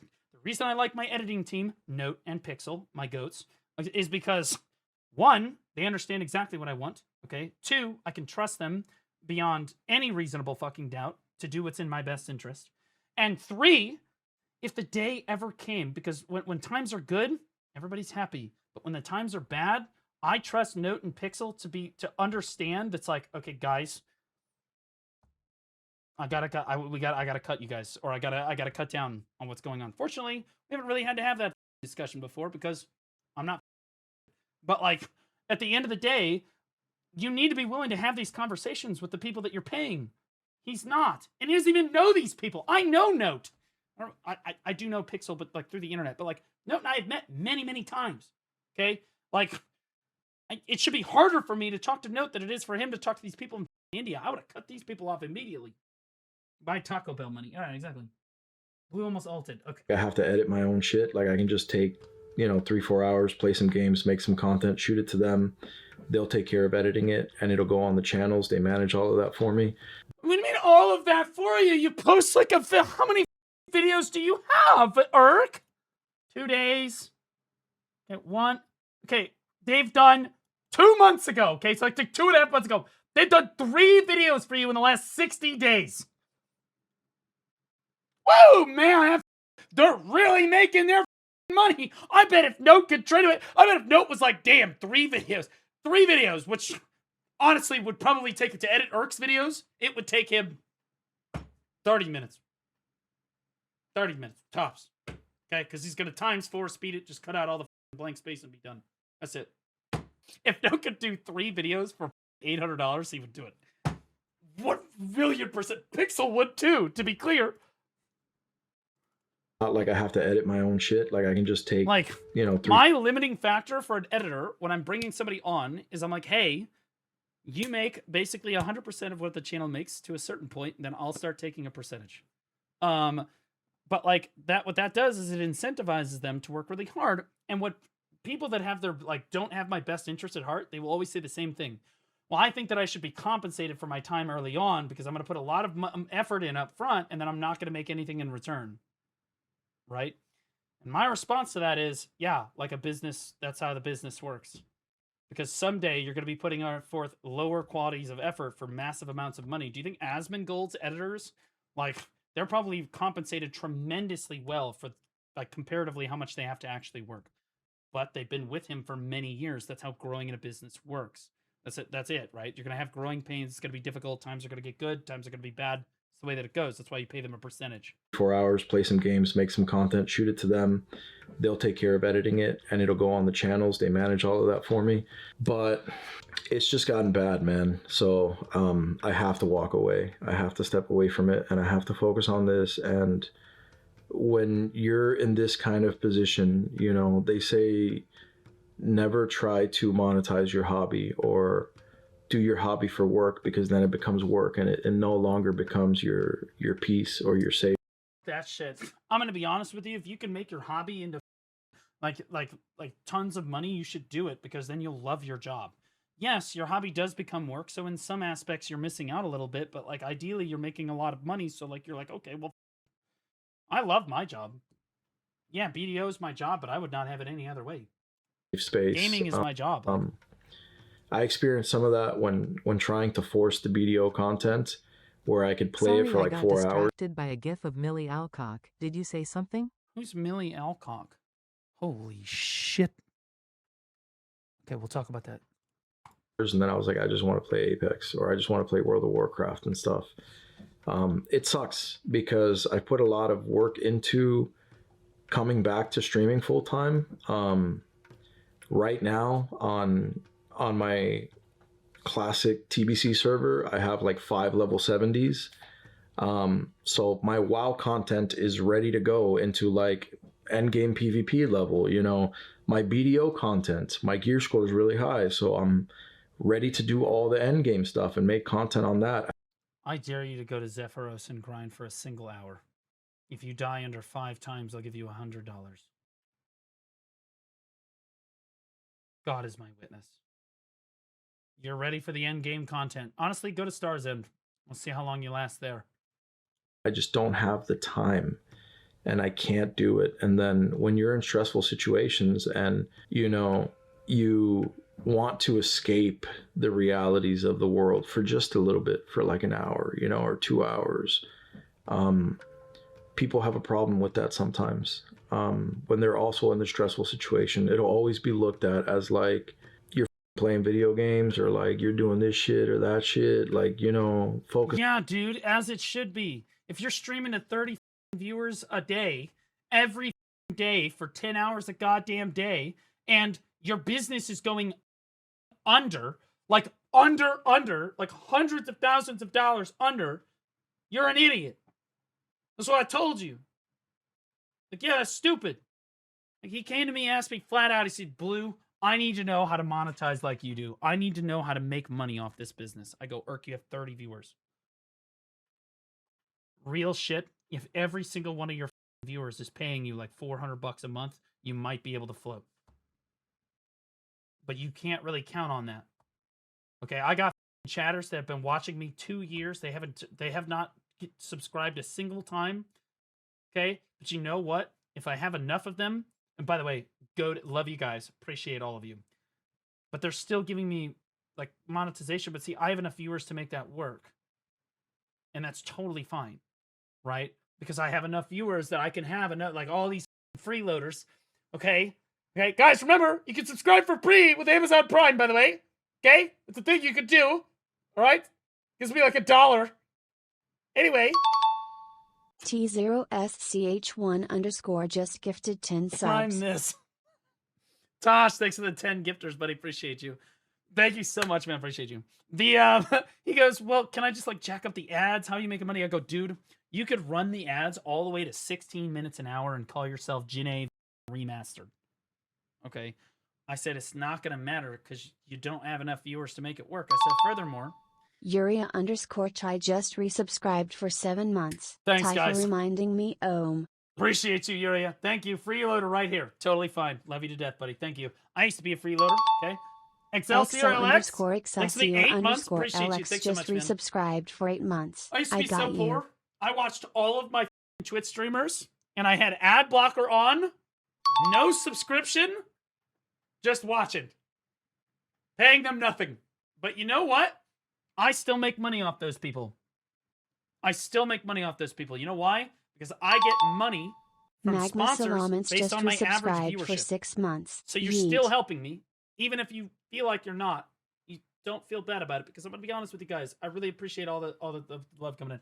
I make enough money that I'm not really super concerned about I'm not really super concerned about that right now. If ever the sponsors went away, okay, it'd be a little bit of a different story. But see, I'm in a financially good decision. I've taken all the money that I've made from streaming and I bought a house. Right now, I'm saving up my money again. I bought a shed so that I can open up the second room of my garage. Okay, or the second carport in my garage, so I can move all that shit into the shed, and then I'll be able to buy a work truck, the Blue Squadron LLC work truck, which will be for Blue Squadron LLC business. Up or this and that, but people don't realize that sometimes you've been given a lot for a long time. Like, you've been putting in work for too long, you know? Like, I love tax cheat. It's not a tax cheat, because what I'm going to do, it's not a tax cheat. I'm not trying to cheat the IRS, none of that, okay? The majority of the miles put on the truck will be absolutely for the business. Like, over 90% of the miles put on the truck will be for the business. Over 90%. when I was 17, dude, and I never stopped. I went into the military later. I had really long, probably like 98% hours, and did a lot of hard work. And I've held every kind of job, dude, you know, from being the bottom rim guy at a car wash, you know, where all you do for like 10 hours is squat down and scrub people's rims all day long. That conversation could have gone a different way, but yeah, we're talking about car rims. Your hands are all up because I hate being the rimming guy. I hate to be the guy that has to do all the rimming. It's terrible. are wet all day, and your fingers are wet all day. I was doing shit like this like young, dude. Like, my first car wash job, I was like 12, bro. So yeah, he used to do rim jobs. That's a Magma. Thanks for that. Thanks for the 6 months. What did you do? Things that my kids are never gonna have to go through, and they'll just never understand the shit that I lived and the life that I went. Your kids should go through that. It's an experience, bro. I started working when I was 16 years old. Don't regret it for a second. Taught me the value of hard work. Through, but life's in a bad my parents taught me that place right now. I stand to lose everything that I've worked my entire life for. I've lost a lot of money. It was good for a while. Business was booming. Things were great, and then they just suddenly weren't. And over the last 2 years, things have been bad. And I've just been trying to stay afloat little by little, and everything's like just falling apart. I fully built up a supplement brand. God, I didn't want to say it. But bro, one of the conversations we had, he calls me, goes, Blue, I know we talked about my financials before and how shitty everything is and what I could do as a streamer and as a creator to make things happen. And he gave me a bunch of really good advice that I literally didn't follow at all. But he calls me and he's like, I have this new supplement brand that I'm working on. And I'm like, you have got to be shitting me right now. And he's like, I want you to, you can help me promote it, blah, blah, blah, blah, blah, blah, blah, blah. And I just stopped him. I go, so Irk, let me just stop you right there. 1, you can't afford me. 2, even if you could afford me, it would be a terrible decision on your part. 3, when I look at your business, okay, I look at when you ask me about a business decision and you ask me to invest in your company and do whatever, I'm not looking at this from like Blue Squadron and I'm going to be your friend, like, yeah, we're great buddies on the internet. I'm looking at this from a practical standpoint. Okay, what does your business provide me? What is your, what do your financials look like? And in this case, financials are a disaster. I look at your past businesses. Yeah, that doesn't make the situation any better. And I look at this one and I'm like, does this idea make sense? Well, let's see. You're going to start a supplement brand. Well, you know who buys supplement brands? People that are super in shape. Is somebody that's super in shape going to buy a supplement from you? Okay, number one. Number two, is the business market really saturated for that? Yep, it absolutely is. There's supplements everywhere. Everybody and their brother got a supplement brand for all kinds of stuff. All kinds of stuff. I said, Irk, I don't think that the supplement brand is going to float at all. I think it will be a complete disaster. Way, way worse than your card shop. I said, your card shop actually can float if you just stop doing creator stuff and just start investing in the card shop. I said, you can do creator stuff on the side for the card shop, Instagram, shorts on YouTube, etc. But like, you really need to focus on making the card shop a success. And everything you can do to make that positive. I said, trying to start a supplement brand is just going to put you more in the hole. And here we are again.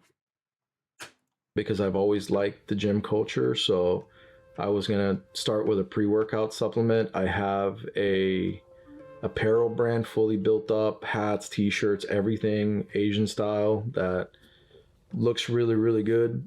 And I've been wanting to launch those projects so that I can control my own manufacturing. But the thing... Oh yeah, I forgot about the apparel brand. He asked me about that too.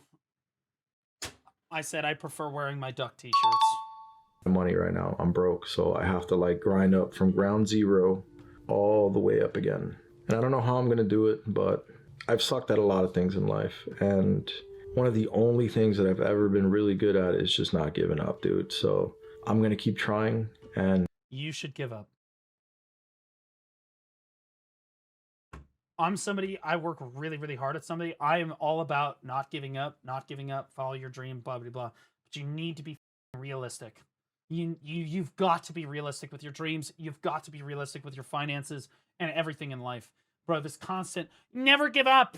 No, that's like, you know, at a certain point, most of us would at some point in their life wanted to be I'm going to be a professional football player. I'm going to be a professional baseball player. Yeah, we let that go and you became an accountant. Because at some point, you need to be realized that, like, you're just not cut out for something, right? Like, it's just a reality. And maybe the next time I can enjoy playing video games again is when I make my own video game. But who knows? I don't know. Do not do that. Don't do that.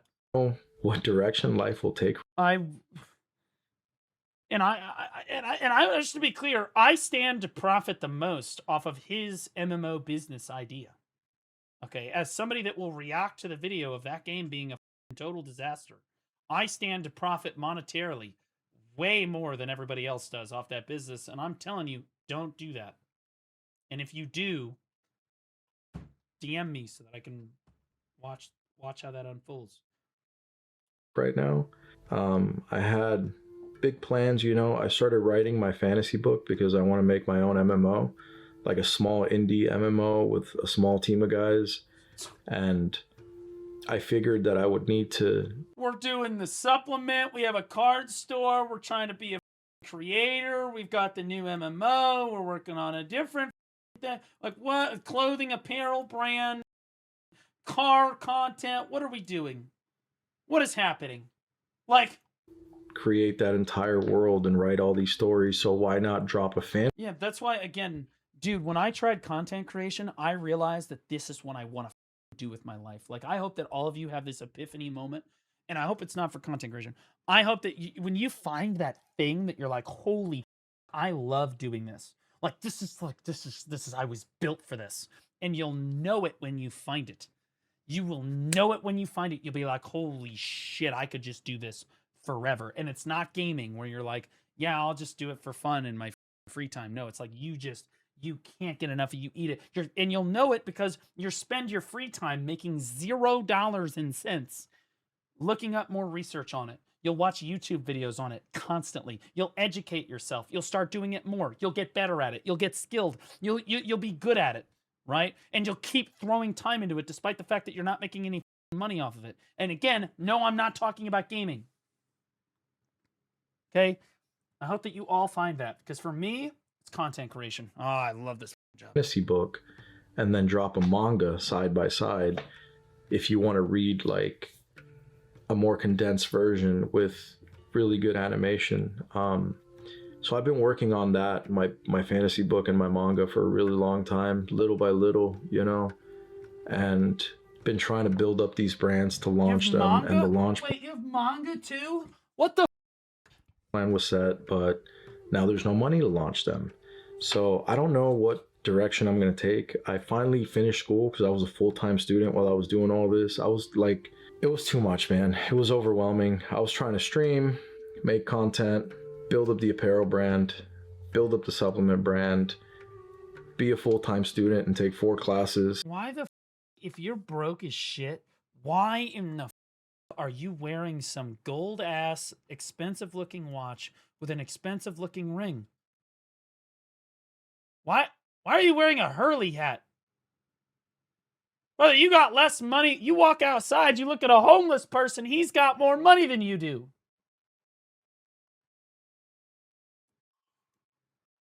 Not to mention the shit behind you in this room. Is this just a PC just sitting on the shelf? What the Build up the dude, this dude bought professional lighting and doesn't even have the lights on! Dude! supplement brand, be a full-time student and take 4 classes, be a dad, show up to all my kids' events. He made good money from the rim jobs. Shut up, you fucking. You know, not be an absent father, be a present husband, be a good son, good brother, be everything that I could be. And it's a lot for one human being with the same amount of hours in the day that every other human being has. So I don't know where it's going or what I'm going to do. Okay. Sell your BMW. First thought. Okay. We can fix that. Again, you go get it. You get a 2000 Toyota Corolla. Might be looking at a few different colors. Might look a little, honestly, kind of like you're halfway to your the way your BMW is even painted right now. Because the fender is going to be a different color than the hood, than the other fender, than the top. You're halfway to that custom paint job. Okay, but like you do need to liquidate some assets here, Chief. But I'm sure you guys will probably see more from me in the future. It just won't be gaming related. Probably not ever. Possibly, if it ever does come back, not for a very, very long time. The moment he makes any amount of money, he's immediately going to try to do it again. The impulse control is some of the worst I have ever seen. So that being said, I just wanted to let you guys know what was going on. No more gaming content from Hercules. No. Dude, seriously, can we get this guy on the Caleb Hammer podcast? Oh my God, that would go so hard. No more streaming. I don't know if I'll go back to like trying to do some gym stuff or some vlog stuff, but what do you mean back to the gym stuff? Okay, I'll stop. See if I decide to feed the channel again. Right now, I'm just kind of going through it and understanding it all. You know, I'm just working every day. I do want to make a video to show you guys what I have going on in the shop and to explain what happened with the shop and why the business is going under and why, you know what I'm saying? In fairness, you were streaming 10 hours a day while your business failed out front and people walked in, didn't see anybody in the store, and then walked out again. Things are the way that they are, yep. But we'll see where it all goes. Sells BDO account. First of all, don't do that. That's against TOS. And I would never condone doing that. But theoretically, if he sold his like 810 gear score BDO account, he might make $60 off of it. Might make 60 bucks. That's being generous. It took me a while to make this video. I posted an announcement letting everyone know essentially the same day that I had that Costa game, the last game that's going to go on the channel. That same day, that night, I made a determination and I let everyone know. It just came at a horrible time, dude, because that same day, you know, my rogue hit level 70. I had that amazing game and everything. And then Ragnarok Online 3 started reigniting. You know, I got invited to be one of the 4 English Pioneer testers again to do some. What? This game? These people emailed me and I thought it was a scam. No, I don't have time for that shit. No, thank you. I'm good. Some cool stuff, and it took me days to answer, to reply to them. I just kind of ghosted them for a few days because I didn't have words, man. I didn't know how to tell people that were excited about projects with me and gaming stuff that I was just walking away completely. It's really easy. You say, hey, I'd still love to be involved in that Ragnarok online tutorial that you're like beta test that you've got going on. They don't know that you're going tits up. They're not paying you any money. Why the should you care? But I messaged. I had a gotcha game reach out recently, a big new gotcha game coming out from one of the really, really big gotcha companies in the space. They want me to test their closed beta. I'm like, why the honestly, sure, I'll give it a shot. Right? Phantom Blade Zero reached out. They want me to test their We're the still beta. less than Absolutely, halfway I'll through. Can try you it. put this on like 3x speed? True, I'll put this on 2x. I'm gonna be honest with you. But like they're not paying me anything, and even if my business went tits up tomorrow, I'm still gonna be like, yeah, sure, let's do it. Okay, let's go to 1.5. Let's see where we're at. Evan, one of the English creators, and then in our creator group, I messaged and let them know that this was the circumstance of my life right now, and that I was walking away, you know. And I always looked at Row 3 as like possibly a big break for me. Like if this game does well, if this game becomes big, I'm one of 4 creators on this game. For the last Pioneer test. And what he doesn't understand is he's like, I'm one of 4 creators on this game. If this game does really well, I'm gonna game. No, you're not, because if this game pops off, and it won't, but if by some miracle of God this game goes giga viral, do you know what's going to happen? The other content creators who are objectively better than you at literally every aspect of this business are going to swarm in and obliterate your visibility.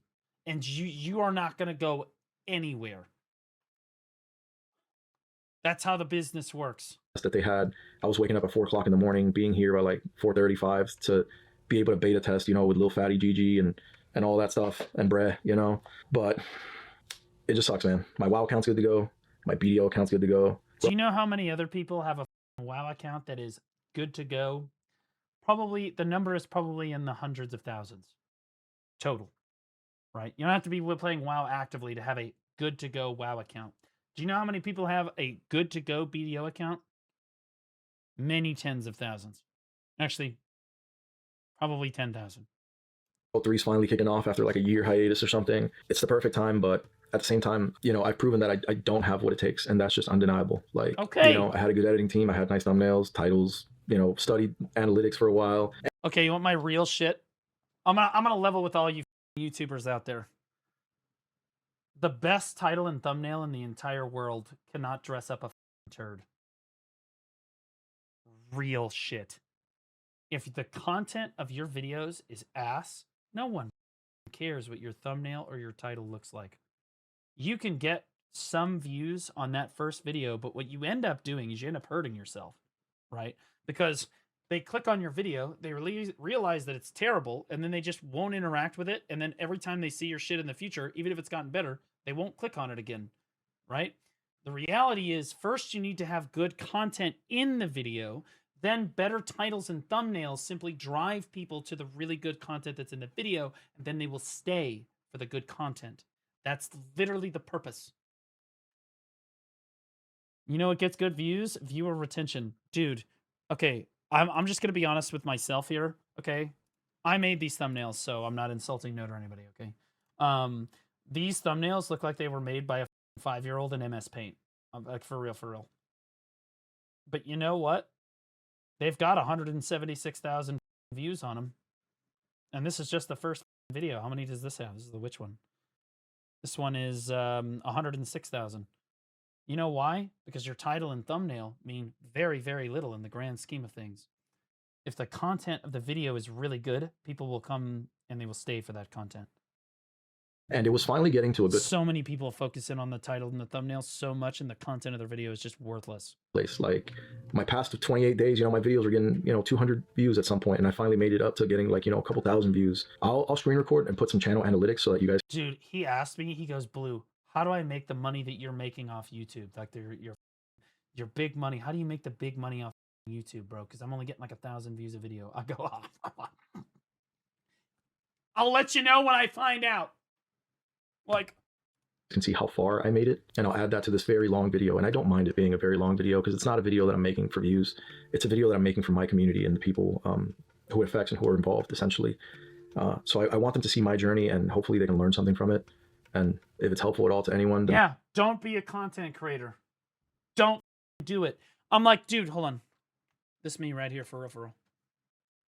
Don't even try. It's worthless. It's a waste of your time. Okay? Most of you are either too lazy or not talented enough to make the profession work. Everybody's got a webcam. Everybody thinks they can do it. It's not a job that's really fit for everybody. Unless you are a giga charisma dump human being, and every other job you seem to get fired from, and you're just like worthless at everything else. Shirt blue? Yes, it is. Thank you. Thank you for not insulting me on it. Unless it and again, even then, you have to have a good work ethic. I've seen plenty of great creators that are phenomenally talented. Worst work ethic I've seen in my entire life. Perfect example. Armin wants to be a full-time creator. Armin's problem is not that he can't be a successful creator based on what he's got, right? He's talented at the game, right? Which gives him a lot of views. Armin's problem is that he's worthlessly lazy. Tits on a boar hog, worthless. Like his greatest weakness is that he can't work hard. He doesn't understand the concept of working hard as a creator. His definition of working hard is hitting go live and then shoutcasting a tournament with the worst production value you've ever seen in your entire life. Okay, he wonders how I outcompeted him for all those tournaments. It's because I worked harder than he did on every single one of them. Like, I literally just out-production valued and then out-entertained everything. I prepped it. I had people come onto the show. I had a caster desk. I had transitions, everything. He just showed up and streamed it with no webcam like a and thought that he would be at the top of the category. And he almost was. But he's worthlessly lazy and will not make it as a creator, in my opinion. Unless he gets his act together. In which case, he'll make it in BDO. That's my opinion. And that's awesome. You know, I don't mind being the person whose purpose it was to. He dropped from rank 1, though. Crazy comment right there. To show someone what not to do, you know. But views were good, man. I was getting, 20, 30,000 views on my shorts past 28 days. Things were looking up, but they just didn't look up in time, you know. I feel like I've always been a victim of time, where right as things happen, I was like 3 steps behind, you know. I've always been 3 steps behind being able to fall into that small window of success. But that being said, I was a full-time streamer. I gave it my all. I tried to engage with my community. I would stay up, 4 or 5 hours a night for a long time, answering every single YouTube comment. Like, I was very engaged as a creator for a long time, always replying to people. 4 to 5 hours a night answering comments? What? How many comments do you... Because, see, I respond to my... How many comments do you have? Yo. Keep in mind, this is 2 months ago. He's got 69 comments. Nice. Okay? All right? And yeah, he's responding to every single one of these. But this... How many hours? Always talking every single YouTube comments. Like, I would stay up, 4 or 5 hours a night. 4 to 5 hours a night answering 69 comments. Are you answering them once every 10 minutes? What the are we doing? Like, brother, you read the comment, you comment, boom, you're moving on to the next thing. For a long time, answering every single YouTube comments. Like, I was very engaged as a creator for a long time, always replying to people, always talking to people. And it just honestly wasn't enough, dude. I just was not good enough to go mainstream or to develop enough of a following or to be able to turn it into a business. You Russian? No, I'm American. What the kind of commie shit is that? Or to be able to do this full time while actually making it financially viable. And that's okay. Like, I try, dude. This is my passion. I love it. It's what I've done. This is the thing that I've done since I was 5 years old, and I'm about to turn 35 years old. So for just short of 30 years, I have been doing this thing. And I've been streaming on and off on Twitch for 10 years, bro. And finally gave it all the effort, all the dedication, and it's still... If you have been streaming for 10 years and you have less than 200 viewers, you need to stop. If you've been streaming for 10 years and you have less than 400 viewers, I would say that you need to stop. Okay, to put this in perspective for all of you, I've been doing this full time for 3 years. He's done this for 10 years and has like 30 average viewers. Respectfully. What the are we doing? Wasn't good enough going full time. I still didn't have whatever it is you need to have to be successful, to be discovered, to make it anywhere. I just wasn't good enough. And that's a reality that we must face in the world, you know, whether it's being an athlete or a student or whatever. Like sometimes the thing that you're very passionate about and that you want to do and that you think is your thing, you end up just falling short and on your face, and you just end up not being good enough despite how much you believe in yourself and how much you think you are good enough.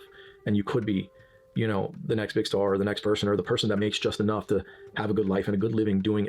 You cannot approach content creation from the stance of, well, I'm making just enough to make ends meet, so I'm fine.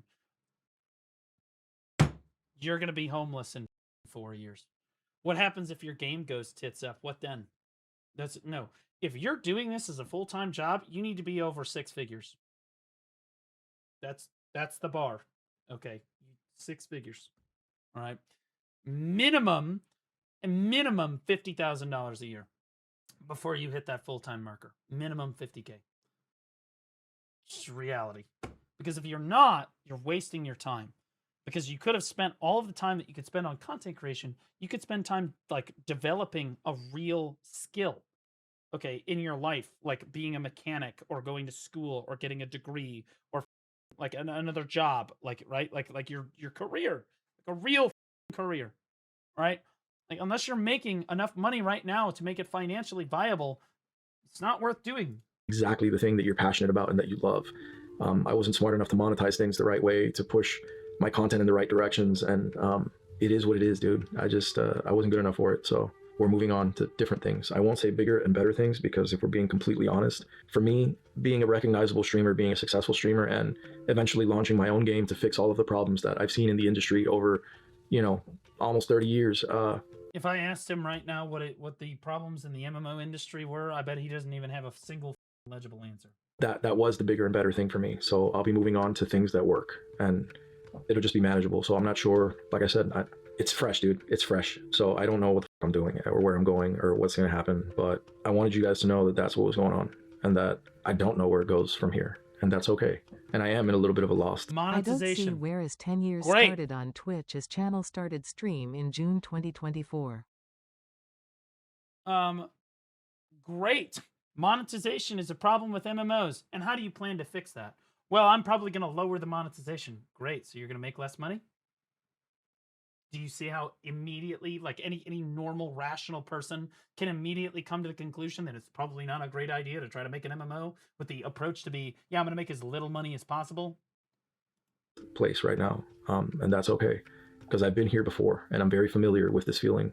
And I know that I'll find my way eventually, and that a new path will be laid before me, and I will walk that path either into success or into failure. And if it isn't a failure, it'll just be more of the same. It'll be a comfortable thing, because I've been very conditioned and comfortable in not being successful at a lot of things in life. I have no victories to celebrate, but the hope of one day having one is alive inside me somewhere. That's right. You are a complete loser. And it's important that you accept that. Because sometimes you do. You have to accept that.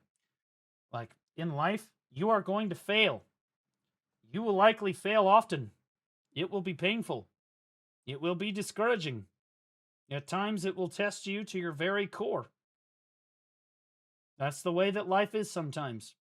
Sometimes you try your hardest, you give it everything you've got, you plan everything out, and it still just doesn't go your way. That's life. It happens any number of times, even with me.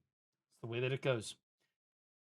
Somebody in chat said that, like, you know, the lie that boomers told us is just simply not true.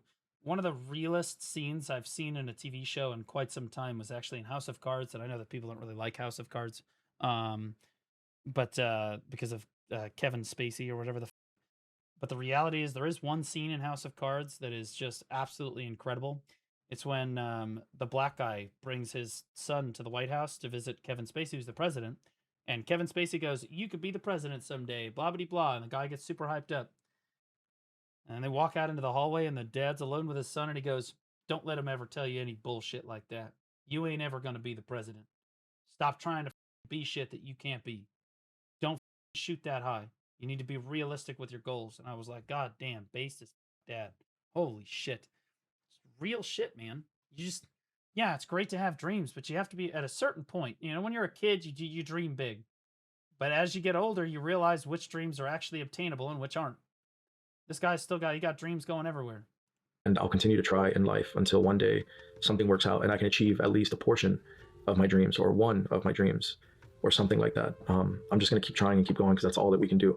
And I hope that for the few people that it matters, this resonates with you because, like I explained to people, again, I lost my train of thought, I apologize, but the rapper theory, you know, if you're 30-something real shit, point the mic towards you. Where do you think that the microphone is pointed right now? Do you think it's pointed at the moon? Are you... It's pointed at me, dumbass. Do you want me to point it this way? You want me to point it that way? It's pointed at me. years old, you got a family and kids, and you're still trying to be a rapper, the world looks at you like a loser, bro. That's 'cause you are one. And that's just the reality of it. Like, there's no putting a thumb and trying to cover that shit up. That only changes if you make it, and you can't make it if you quit. And some people never quit, and they die, and they never make it. So trying to be any form of artist, entertainer, entrepreneur, or creator is... Yeah. They never quit, and then they die, and they just never make it. Yep. Yep. Is a very difficult field because the success rate is very minimal. What an inspiration.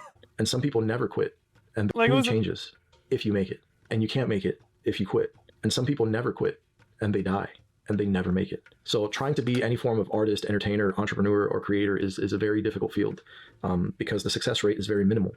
And it's very sought after. So the pool is very large, and there's a lot of people trying to do the same thing.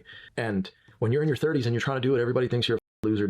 There's more people that are trying to be a content creator than any other industry in the history of the human race. More people across the world want to be a content creator than anything else. It is the most difficult and competitive gig that has ever happened because people are more connected than they've ever been. People don't want to be doctors and nurses anymore. They just want to be content creators. Everybody's searching after it. Dude, and they don't know you, and you know they don't know you. They don't know. Are you ever going to redo your Choose Your Class guys for Black Desert? I don't have to. Unless they rework a class, in which case I will redo that video. But they're timeless videos. They literally are always relevant. And I described it in a way that will always be relevant for each class. And I just add to the playlist when I come out with new classes. I need to do Seraph and Wukong still because I'm...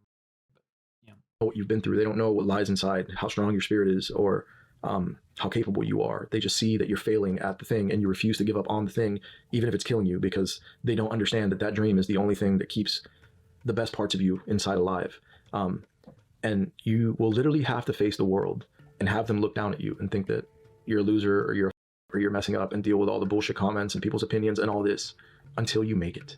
And if you make it, they will all clap and they will all cheer and be like, look at his beautiful story. Until you don't make it anymore. Dude, look at him romanticizing this fantasy of being a content creator in his head. Do you think that people clap and cheer because I've made it? No, dude. Bro, honestly, most frequently, yes, my community is amazing. And yes, people love the fact that, but more often than not, people love to watch me fail than they love watching me succeed. They love tearing you down. Oh, there's nothing people like watching more than watching streamers just fall off the face of the planet to irrelevancy and falling to zero average viewers. Oh, that validates them so much. Oh, they love it.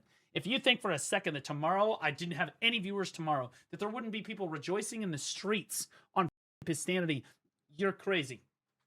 You're crazy. Like, they just don't care. You could disappear tomorrow and nobody would give a shit. That's the reality. Up or you're messing up and deal with all the bullshit comments and people's opinions and all this until you make it. And if you make it, they will all clap and they will all cheer and be like, look at his beautiful story. It's amazing. You know, came from nothing, worked really hard, failed and failed and failed and failed time and time again, and eventually succeeded, you know, and you will become an inspiration. They will uphold you. I did something similar to that. I tried, I worked hard, I failed. And ironically enough, every time I failed, I got more viewers because people just love watching me fail. In fact, I actually have better viewership when I'm failing my enhancements than when I succeed. People are almost disappointed. They're like, God damn it. He got it. They love watching me fail. It's like their favorite thing to do. If I perform well in PvP, they're almost disappointed. They want to see the floor POV witch that has no idea, that forgot to take his pet out, run it down, and tell people that they're dog shit at the game. Like, they will uplift you, and you will be what inspires. My chat constantly tries to bring me down. That's what I love so much about them. They keep me level. Okay, no ego. They just real shit. They're just like, I try to put a pretzel in my mouth, fatty. How's the pretzel taste, fatty? Fatty McFatterson? You like that? Jesus Christ. Is the sun orbiting you, or are you orbiting the sun? Generations to come. The same way that guys like me right now look at people's success stories and use that as fuel and saying that I can do it too. If he can do it, I can do it, you know? If I work just as hard, I'll be just as good. And sometimes that's not the case, but we believe it is. And that's what matters, because that's what keeps us going. That's what fuels us. No, the reality is, if I work really hard on, I work 100 hours on something, and you work 100 hours on something in content creation, mine is very likely going to be more successful than yours. Real shit. Just like if I were to work on my car tomorrow for 100 hours, and a mechanic were to work on my car for 100 hours, he would get more done, and he would be much more successful with his time. Okay? Reality. But sadly, if you never make it, then you die, you know, with an unmarked grave. No songs will be sung about you. You will not be a hero in anyone's book. You will be forgotten by time and... Dude, he's having the biggest pity party, and he's like, I just need somebody to console me, and I'm over here just going, yep. Honestly, even when you succeed, that's how it's going to be, brother. No one's going to care about you. In 100 years, no one will even remember that you existed. You'll be lucky if you're a thought in your grandkid's head someday. Okay? In 100 years, you think they're going to know who Mr. Beast is or was? No. Nobody will care. No songs will be sung. That will be it. You just die. Okay? Because that's life. And the sooner you accept that, the happier you will be. At first, you will be depressed, like, holy shit, nothing has meaning. But then you turn and you look at it practically and you say, okay, my time in this world is limited. So I should spend it with the people that I love and care about, because ultimately those are the only people that are going to care about me someday when I'm dead and gone. And at the end of the day, all that really matters is trying to be happy with the ones that you love. That's it. That's all it's all about. That's why I'm all of this shit that I have built here. It's all worthless if I don't find a wife and have kids and do shit. It's all worthless. It's all for nothing. Because ultimately, someday my parents are going to die. My siblings are going to die. And I'm going to die alone. And then, do you know who's going to remember me? Nobody. And do you know who's going to be better off as a direct result of me? Nobody. But I've come to realization of that. Okay? It's just real shit, man. I will. Nope. Thanks, man. I appreciate you. If you don't have a penis, okay, please, my DMs are open. Available. History. And as human beings, now with there being so many of us, and we read the stories of the select few that through adversary made it, we kind of like are motivated and inspired by that, and we just want to keep trying to our last breath to be that or do that or be somebody. Everybody wants to be someone in the world, you know. And it's disheartening when you realize that you don't have what it takes, despite what you might have thought, you know, or what you believed wholeheartedly, you know. Like being an entrepreneur or a creator, sometimes your faith in yourself and in that thing is divine. And I say that because, like, you know, we'll walk through fire for that thing, because that's how strongly we believe in that thing, you know. We believe that. No, you'll walk through fire because you're trying to get to riches and glory. That's what you're trying to get to. You're trying to get to the fame. You're trying to get to the money. You're trying to get to all that shit. The reality of all that shit is you ain't going to get any of that unless you absolutely love everything that you're doing. You're doing it for the love of the game. Said earlier. That if we just show the world that we're unwilling to give up, that we're unyielding in our pursuit of this thing. It's true, bro couldn't even walk out of Valia. Goated comment. That we're gonna make it, you know, and it's almost divine. It's almost like this is my purpose. This is my God-given mission, you know, and that's why you blindly follow that. But sometimes it just doesn't work out that way. It is kind of that's how it is. As a creator, you do need to believe that you're him with a capital H. But it's the same is true if you're a doctor or a mechanic or a nurse or anything like that. You have to have faith in yourself. So I don't know where it's gonna go, but we'll see, man. I love y'all. I'll make a little thing to attach to the end of this. My last video, which is coming out after this, is gonna have some screenshots. What do you mean you love y'all? You're wrapping it up like this is the longest outro I've ever seen. You've got, brother, we got another 25 minutes to go. What the is this yap session? Shots of how long, you know, my oldest follower has been following me for on Twitch. That'll give you guys a glimpse of how long I've tried for. This is a dream that I've not given up on in over a decade. And I've kept. How do you not have a how do you not have a woman with that beautiful shirt? Because they're all stuck up, bitches. You put this shit on Tinder, they don't give a about you.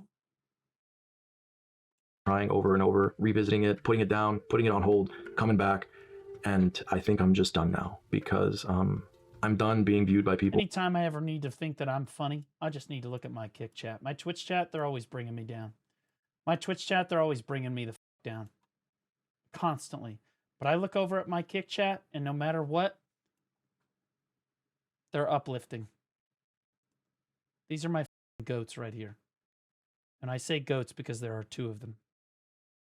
All right? These guys, they want to build me up. Thanks, guys. In a certain light because of this stupid dream that I'm following, and I've committed so much to it. It's been agonizing, and I'm just done with that. I don't want to be that person in anyone's eyes anymore. That is, you know, it's no longer a hill I'm willing to die on. And I don't know, maybe it's something I'm doing to make other people happy, but they're people that I care about. Nope, it's for you to make you happy. Okay, I think we're done with this. I'm going to be honest. There's no way he rambles about this for another. Okay, so he goes through his analytics. He does this thing. Okay, where's the actual outro? Let's see it. Might be going through in your own art. Brother, dark mode. What the are we doing? Invest. What's happening? Holy my eyes. Artistic avenues or your business ventures and things like that. And that's why I do want to make a video on what has happened with my business and what led to all of these things and the people that treated me unfairly and the battles that I lost and the battles that I won. So hopefully you all enjoy that, but I'll leave you now because this has been too long of a video. Love you guys, man. Hercules out. I wish him the best in life, I do.